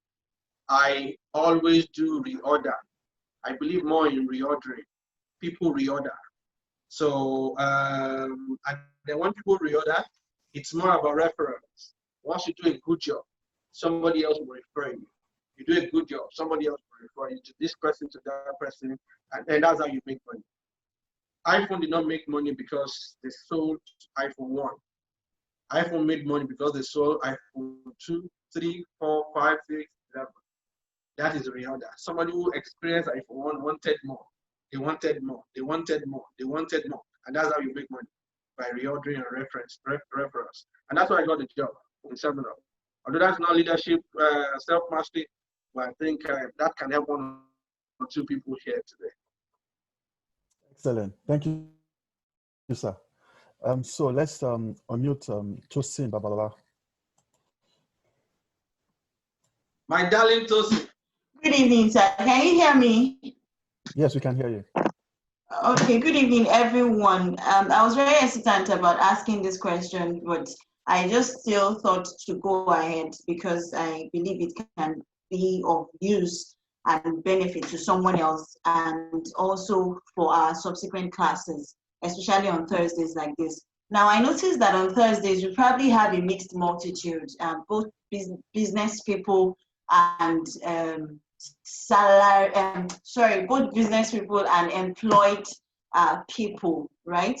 Now, employees, yeah, okay. Employees, yes. So in this context of personal leadership, self-mastery, self-awareness, self-mastery, I am trying to tie everything we've heard today to peak performance, optimum performance in the workplace, because we are all here from different strata of management, and I've come to realize that personal leadership issues come up during appraisal period. You just realize that somebody is rating you low, or you're the one rating somebody low for what they've done over 6 months, and you can't particularly pinpoint what the issue is. You just realize this person doesn't deserve this much right? And all of those issues over time, I've come to realize that it has to do with personal leadership. It's not particularly about the skills of the person or how good the person is on the job. It's about setting deadlines and the person is flunking it, the person is not punctual, you know, issues like that. So I'm going to ask that, okay, in the subsequent classes, we're going to be dealing with business mastery, right? So that we don't get to focus only on business people, we also get to relate, you know, with the employed people, right? And help us tie these things to optimum and peak performance in the workplace. I think I'm making sense. Making a lot of sense. Making a lot of sense. One thing you need to realize that some of us, we were employees before we became employer of labor. Most of the story I shared, apart from the one about 7-Up and everything, were stories when I was an employee somewhere. When I was made the chairman of a planning committee, it's basically because I was an employee. And self-mastery can be implemented, even right there. That's where you actually need it. Because actually, when you have not actually mastered yourself, you don't have the right to come and say, okay, you want to start an organization and everything else. So when you go back to what I shared, know yourself, figure out who you are, and then 2, love what you have discovered. 3, you empower yourself, your thinking. Because you know what, so many times I tell people this, when it comes to appraisal, it's more about how you have been able to manage my perception about you. If I'm the one going to appraise you, how have you been able to manage my perception about you? So it's not that you're good, it's that I think you're good. If you're good to you, but I do not think you're good, and if I'm the one going to mark your appraisal or appraise you, that means I will not see you as being good. So if you're good, what you need to do is to be able to convince me that you're good. And everything boils out of self-mastery. Know thyself, love thyself, empower yourself. I'm not talking about empowerment, we're talking about the information you assimilate, what you see and what you hear. All those things have a way of forming your thoughts. And your thought has a way of controlling your feeling. And then you know what? Your feeling is like a magnetic field. Once it's positive, forget about it. Anybody that comes around that your magnetic field, your aura, they are consumed by your positivity. And once you're consumed by your positivity, remember what we said also about self-image, self-esteem. You remember? Self-manifestation. And self-manifestation is actually productivity, performance. But it's not just performance, but it's also the feeling that people have. Your attitude is okay. Your interpretation about life is okay. Your discussion in the office when you're asked a question is germane. People are looking, wow, what a contribution, intelligent. And you know, and eyes are placed on you. And then from there you have control. You don't just come to office anyhow or leave office anyhow. You don't talk anyhow in the office. You have self-control. You do the thing that you're supposed to do. You're punctual. You go straight to the point. Whatever task has been given to you, you deliver it on time and everything. So it goes like that. And then giving also, give thyself. In the place of work, you give yourself. You contribute in things that they do. They want to go to the orphanages, you're there to support. I mean, you engage, you're actively involved. And that's what stands you out. And again, you know that, like I said, diminishing returns sexy. When you start giving and start working and you don't know how you can replenish or renew yourself. So you also know how to renew yourself. All this thing works for whether you're an employee or an employer of labor. It works in that. It's self-mastery, self-mastery, self-mastery. Self-leadership is self-leadership. Self-leadership is first, what's it called? Mastering, leading yourself before you lead us. Lead yourself before you lead us. So before you give them more responsibility at the place of work, you want to see the things that you've done for yourself. You want to see how many projects you have been able to accomplish. You want to see how you've been developing yourself. Self-development. What have you been doing? And then you know what? It's one thing for you to be self-developing. It's another thing for us to perceive that you're developing. So like I said, that bridge, perception management is your work.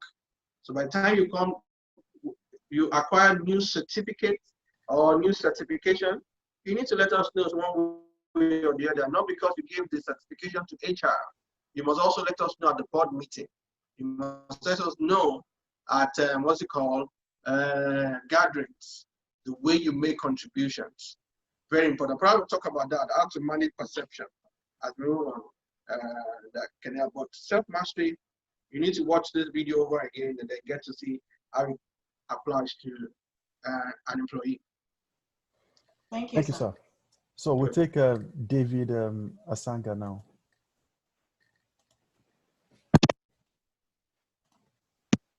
Go ahead, David.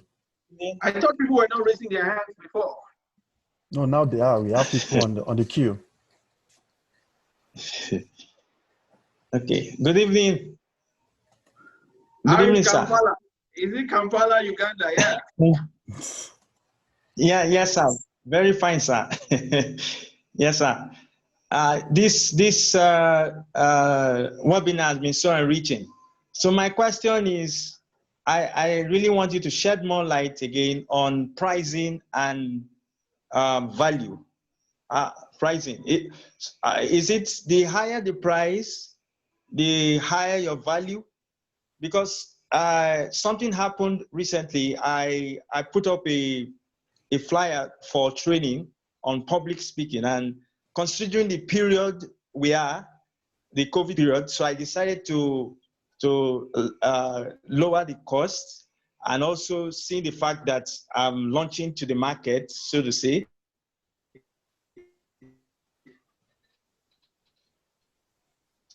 So I discovered, so what I honestly increased the price, 10,000 100,000 Ugandan shillings, which is 10,000 naira.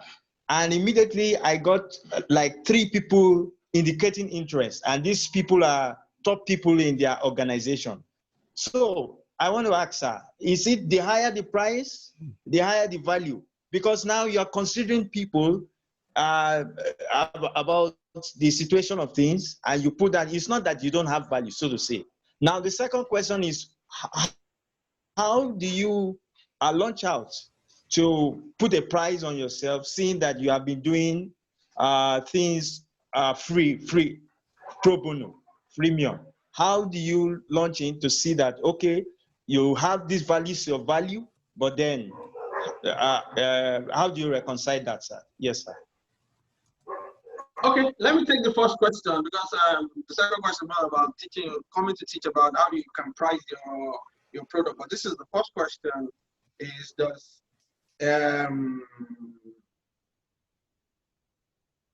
yes, it does. But this is it. Once you put a price on your product, once people see it, they check you out. They check you out to see what you have done, where are you coming from, what's your pedigree. Now, you see, when they're checking your pedigree, they're checking your ability that you have mastered yourself, your ability to have overcome a lot of obstacles. So if that does not connect with the price that you are charging, they don't pay for it. The price attracts, wow, okay, this looks like the place I want to come.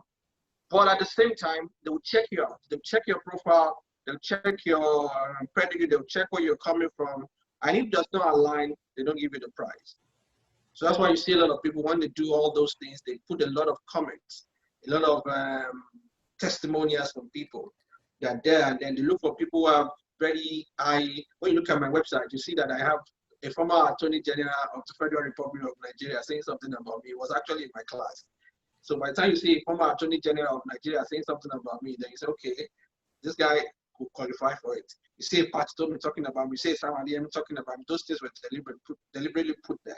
Once you see people who want to, okay, if these people can say this thing about it, then we can pay this amount. Do you understand? So that's it. Price, when you raise your price, it attracts the people, it leaves out some people. Some people will not even come near it. It leaves out some people, but some people who can afford it, they will look at it, but they will check you out. If you are speaking their language, there's a language of the rich. The language of the rich is not beggarly. You can't beg. You can't be sounding like a beggar. You can't be sounding like somebody who is in need. You have to sound like somebody who doesn't even need their money. You have to, that language must be loud and clear. If you don't give that, forget about it, they won't even listen to you. So, secondly, the second question, if I can remember, is, I can't remember. Can you remind me, please? He was talking about pricing. How do you price? How do you price when you want to get something done? Okay, when you've Is that done so. correct, David? Yeah, I think, okay, I remember. This is it. David, you don't have a right to place you don't have a right to place a price on your product that we have not tasted. I'm sure Coca-Cola didn't put a price on Coca-Cola until they gave people free. Taste it first. Once you taste it, you come back for it. So I know you're into speaking, you're into training. Comes to a free program. Let everybody come. And once they come, you start selling. This program is free. But you know, I've sold a lot of things during my free program. I've sold a lot. Thursday, Sunday, Thursdays and Saturday are free. But there are some other days that are not free. That I move merchandise, I move products. But the first thing that let them come and feel it. Once they feel it, then you can start asking for more. Once you start asking for more, you start raising the stakes, you start raising the price. But first, they must feel what you have to offer. If they can't feel it, then forget about it. Remember my story with the bottling company? I argued price, but after a while, I just left it. Let them do whatever they want. But let them see me first. So once they see me, the price moved from 250,000 naira to a million naira in 2005. It's not about they feeling the effect of your value. So once they feel it, then you can raise your price. I have, in this pandemic, I have one training that is coming up now. It's called Sales Academy. That is $600. I have one that is $10,000. But you're shocked that the $10,000 people are even paying for it now. They want to check you out. The guys want to pay you, want to check you out first. So once they are checking you out, you must make sure that they are reading what they want to see. And you are speaking their language to them. Thank you, David. Thank you, sir.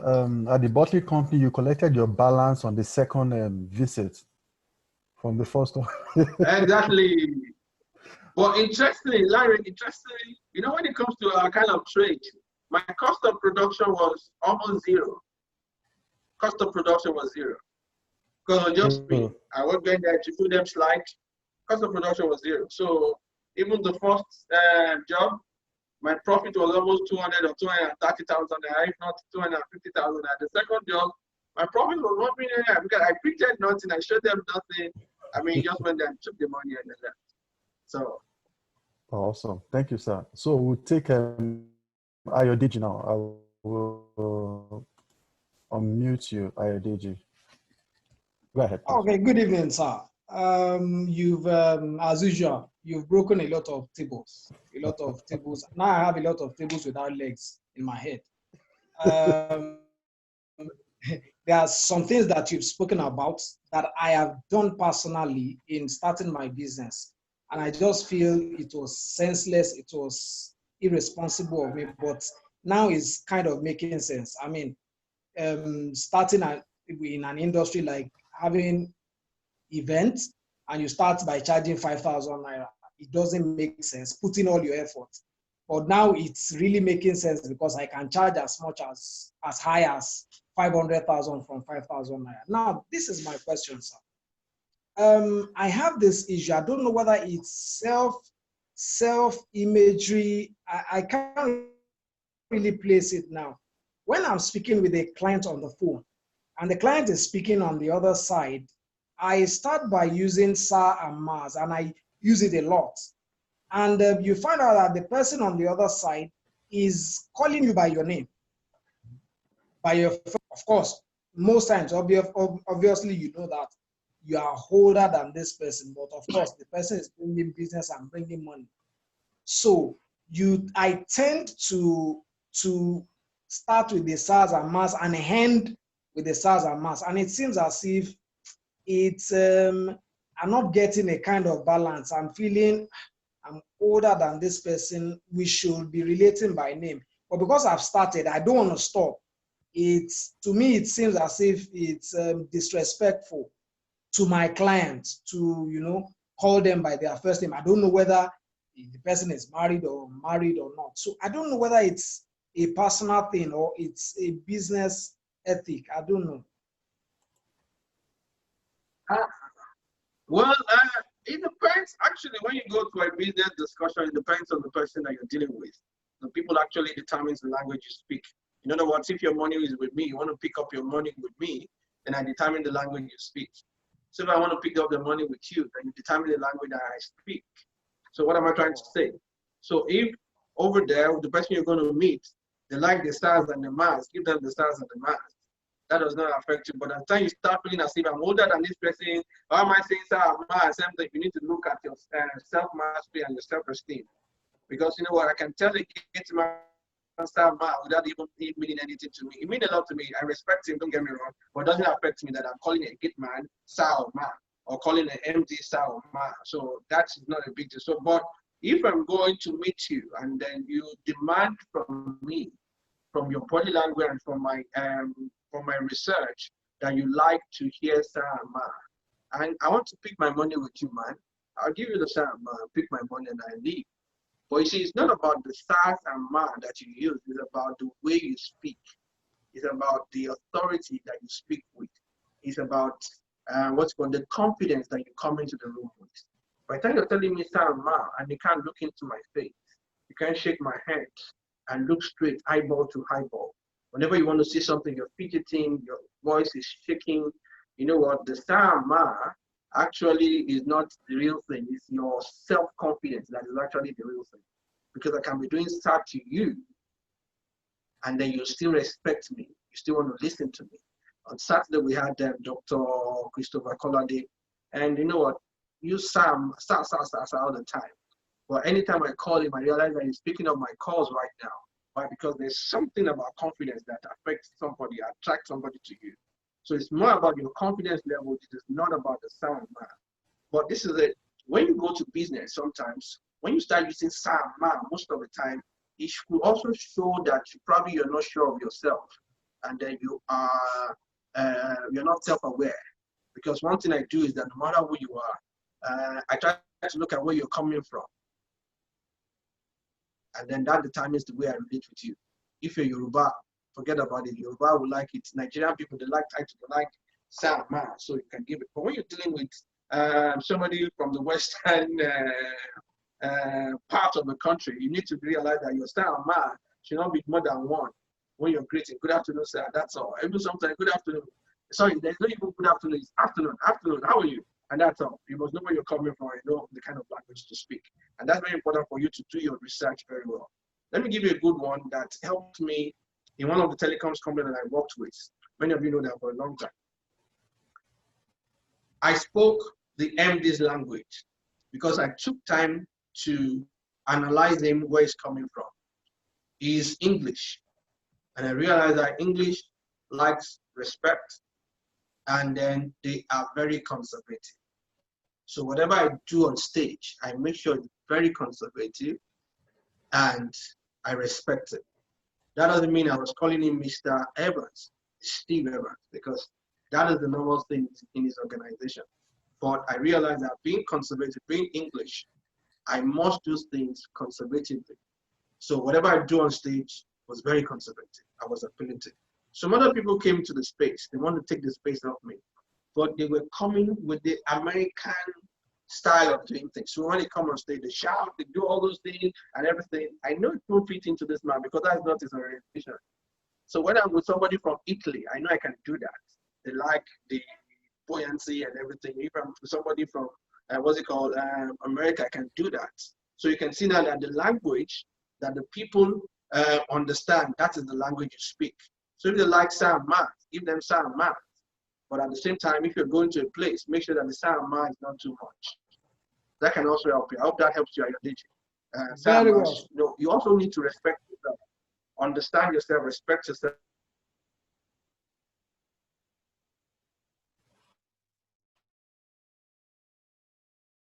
So sometimes when you sound mad, to some people like yeah, already platform is not supposed to be reckoned with, because the sound mad they hear most of the time is coming from their gate man, and they're from their what's it called, gate man, from their cook and everybody like that. So we need to manage that. Thank you. Thank you, sir. Thank you, sir. So time has been fast spent. We have the last question from Tope Mark Odige. Should I pronounce that well? Sorry if I didn't pronounce Yes, it. you did. Oh, thank you. Yes, you did. Good evening, everyone. Good evening, sir. Good evening, man. Let me do the sir for you. And you know I'm not your housemate, so I can do sir. I have two questions. First one is how to deal with imposter syndrome. So now I see this a lot in people I coach on confidence. So I've done a few, like 3 confidence webinars, and then I have this private group where they come in, and then I'm working with a few of them one-on-one. And I've heard it over and over again that the feeling of some of them will share their testimonies, but they share the testimonies in a way that you know they didn't expect such to happen. Like they were shocked at the testimonies they are getting. And some would even say point blank that they just feel they have the imposter syndrome. I don't think I'm good enough to talk about this thing. I don't think I'm good enough to do this presentation. I don't think I'm good enough to ask for ABCD. And while I'm talking about confidence, I still realize that they don't still get it because it's deep-seated within them. And I think it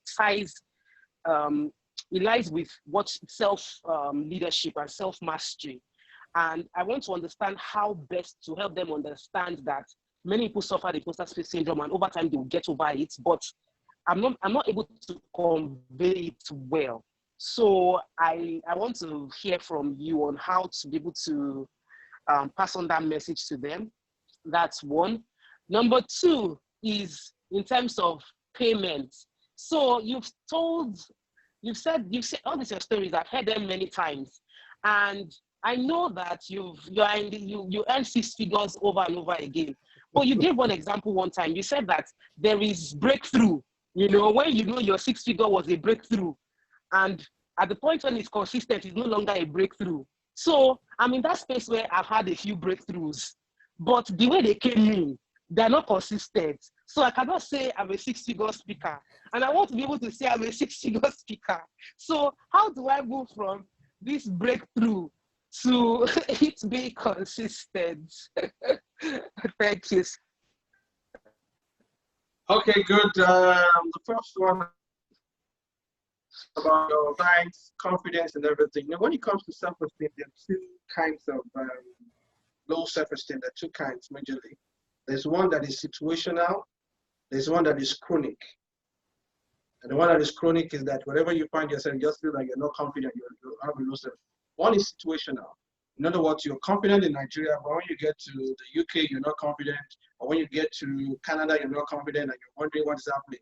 Sometimes in Nigeria also, you're with some particular set of people, you talk very well, and they love you, and then you go to some other places and you arrive because you feel that they are bigger or better than you, or they are more knowledgeable than you.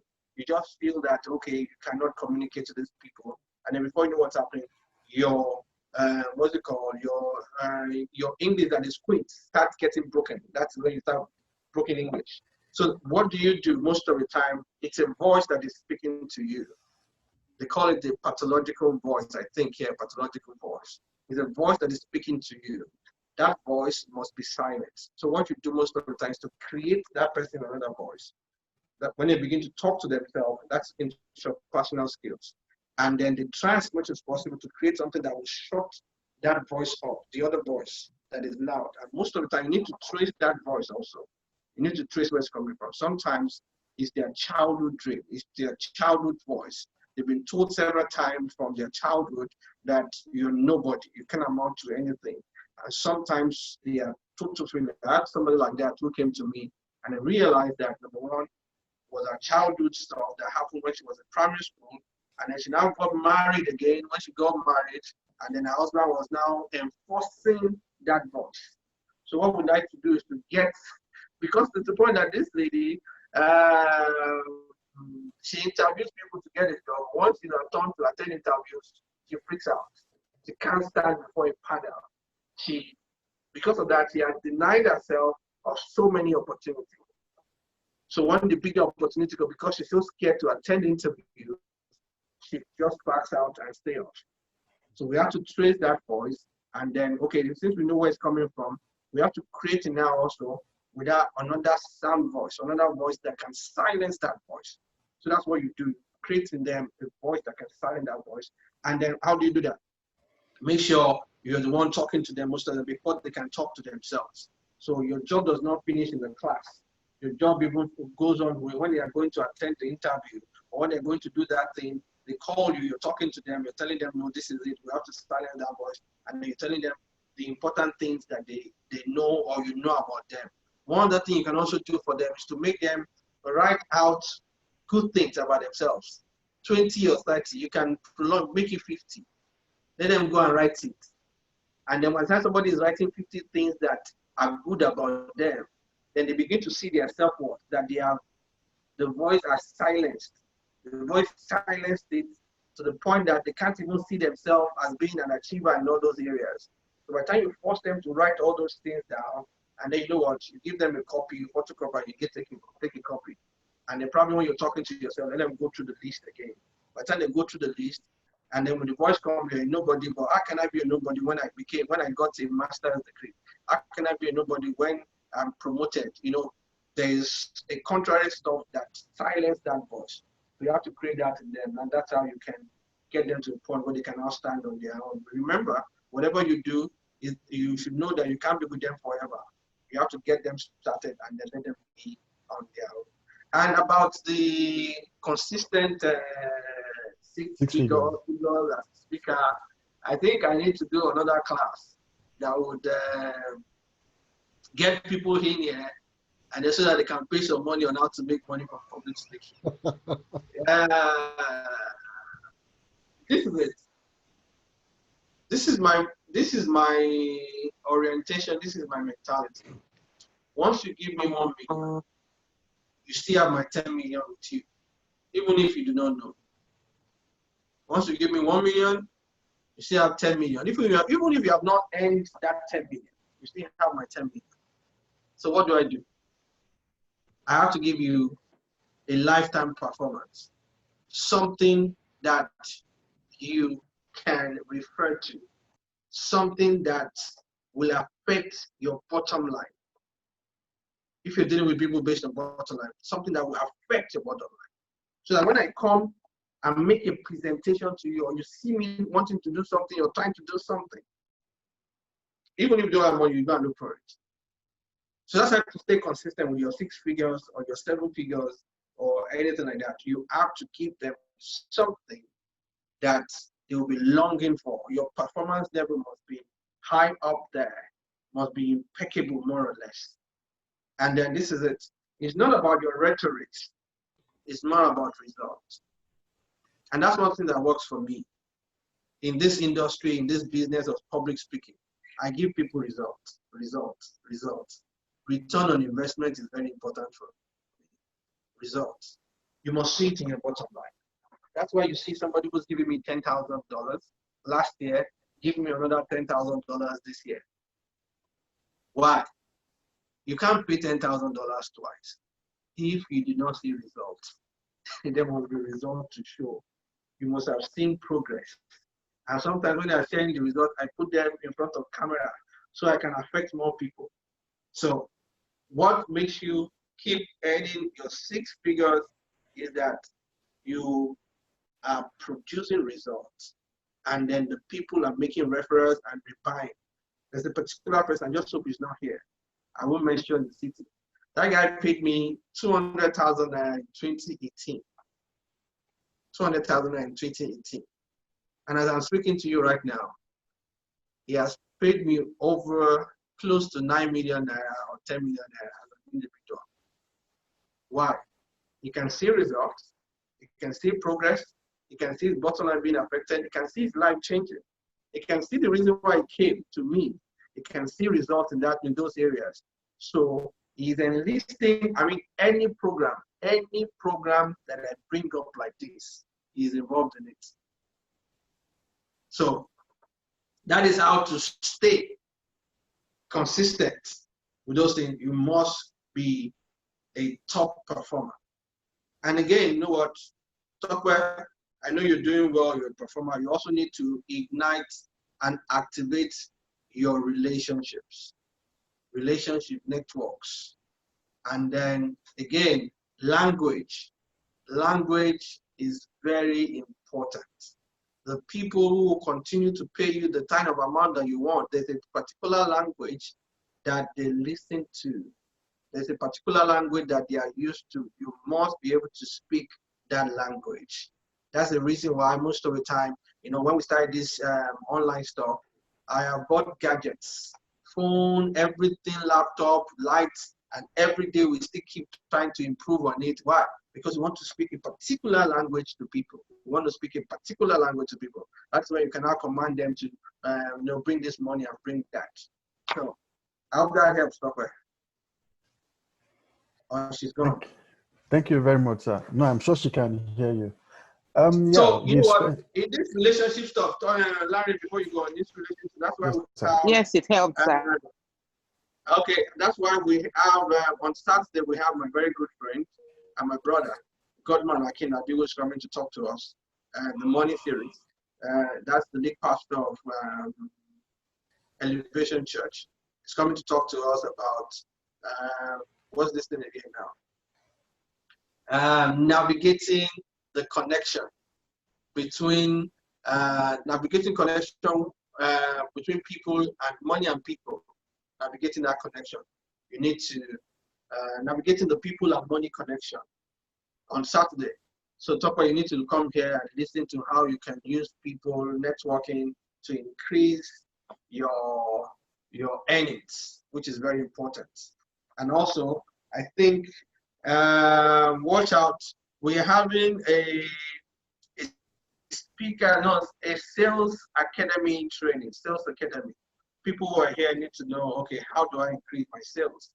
And then you can see that what I would do for people here is that I will give scholarship to that training. I'll give scholarship to that training. Don't mind the 80,000 naira that you're seeing. There's no 80,000 naira because the dollars is changing every now and then. It's no more 80,000 naira. It's now almost 90,000 naira, if not almost 100,000 naira. But that's it. But watch out. For those of us who can afford it, don't wait for me to give you a scholarship. For those of us who want it, let me see your need for it. Send a DM or send a message to that chat. And we just have some scholarship for some people here. Only people here. And then that means you have to be around every Thursday because you can never tell the Thursday that I will announce the winner. And then if the winner of my scholarship is not there, then this winner will not get the scholarship. We'll have to look for somebody who is available. So, and everything is about sales. Everybody's talking about how to increase their sales as a speaker. Everything is about sales. And you know what, guys? I've made, last 3 months, I've made some cool money, some good money, and I'm still looking forward to making more. So that's some things we want to teach here. We have my very good friend Adeoye Abodori, Demola Aderibibe Lala, fantastic guy. Ezekiel Shulesi, these guys are top guys when it comes to sales. And also my electric Temi, cannot wait to listen to Temi Ajibewa, to the dynamite. So please join us. It's in August, but every Thursday I will just announce somebody. But if you're here, you can afford it. Don't look for scholarship. If you can afford this, I can give you a good discount. I don't know the discount yet. I can give you between 30 to 40 to 50% discount on this. Don't mention it to people outside this gathering. It's only for people on what's it called, Thursday meeting leadership series, and we now announce it somewhere else. So thank you, guys. Thank you very Over much, to you. sir. Yeah, so your last shot, sir, for us. Thank you very much. Your last shot before we bring the session to a close. Last shots. I wasn't thinking about that, but I think I would put the line of Tosin Babalola. Watch out for more. We'll be talking to more to people who are career people. I have a bias for business people. Probably she noticed it in my tone and my explanation. Business people. I've been trying to catch this passion for people in career, but hopefully I'll pray harder. But guys, what we're doing here is to increase your competencies as a leader. So whether you're an employer of labor or an employee of labor, all this thing works. What we've been sharing so far is to teach how you can raise your capacity and your ability as a leader. So please go through all the webinars. Like we said, we're going to put it in our digital library, and our digital library is what's it called, 27,000 naira for 3 months. What that means is that whatever webinar that we hold Thursday and Saturday, they go to the digital library. They go to the digital library. So when you have 27,000 naira, you paid for that.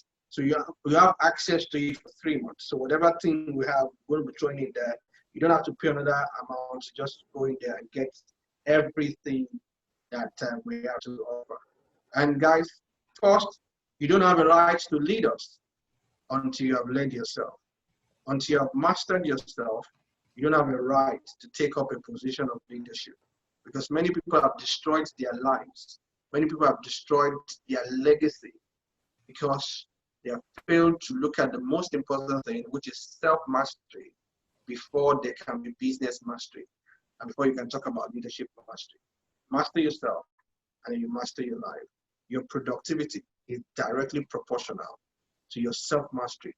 Everything, constant or not, whether they like you or not, whether the environment is conducive or not, wherever you find yourself in your land or in your foreign land, your productivity is directly proportional to your self-mastery. Everything, constant or not. I believe that after today, you master yourself and you produce tremendous results that people will be willing to pay for. People will be, I mean, not them go they rush you, not them they rush us. People will be rushing you and then asking for your autograph, asking for your account number, sending you, writing you checks, and you also influencing lives for good. Remember, a legacy is more important than a fat bank account. Yeah, a good legacy is more important than a fat bank account. Thank you. Larry, over to you. Wow, thank you very much, sir. This is just too much. Excellent. And before we go, I want to read something, a comment someone put in the chat room. He said, Pastor Nee is a solution provider. He is constant and consistent. He regularly motivates and tries to get the best out of you. He said, thanks you. He said, thanks for all you do. And for me too, I should say a very big thank you, because I think 2013 or 2012, I was in Glow. I was working in Glow. I didn't really like what I was doing anymore. I wanted to leave. And I spoke with you that I wanted to go for my passion. And you warned me, no, young man, don't go for your passion. Yeah, if you don't like Glow anymore, can you go to apply to NTN or Etisalat? Go to a different telco. Instead of quitting your job, he said, your family and you will suffer. And thank God I took to that advice. And then just set off my passion that at the end of the day, I don't know where the passion will have taken me to.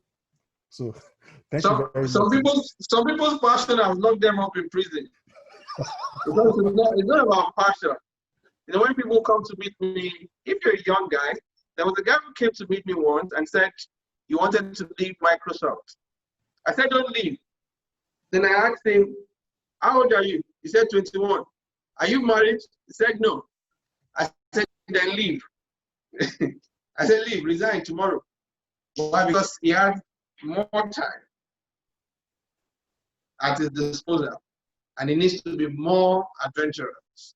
But by the time you have a wife at home and you have children, my brother, we have to consider them before we tell you to take an action. We have to sit down together to calculate. These people, Because you know what? When you go hungry, you can manage it. When your 2-year-old is going hungry, you cannot manage it, and it will affect your psyche. It will affect the way you see things, and it will affect your productivity at work.